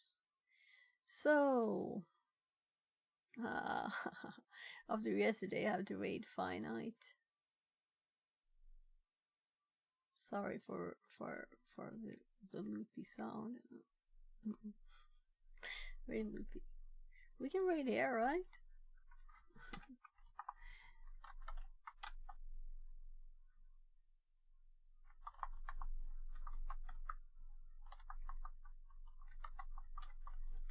So there. Let's see if I spelled it right.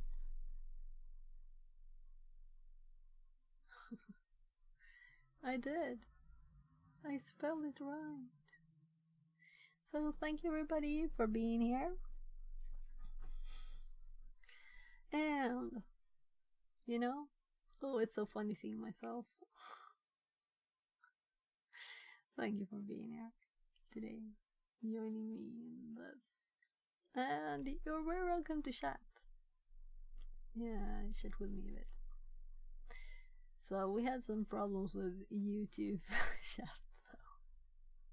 But now YouTube, after the stream crash, YouTube said bye bye because it can't reconnect. So yeah, let's read.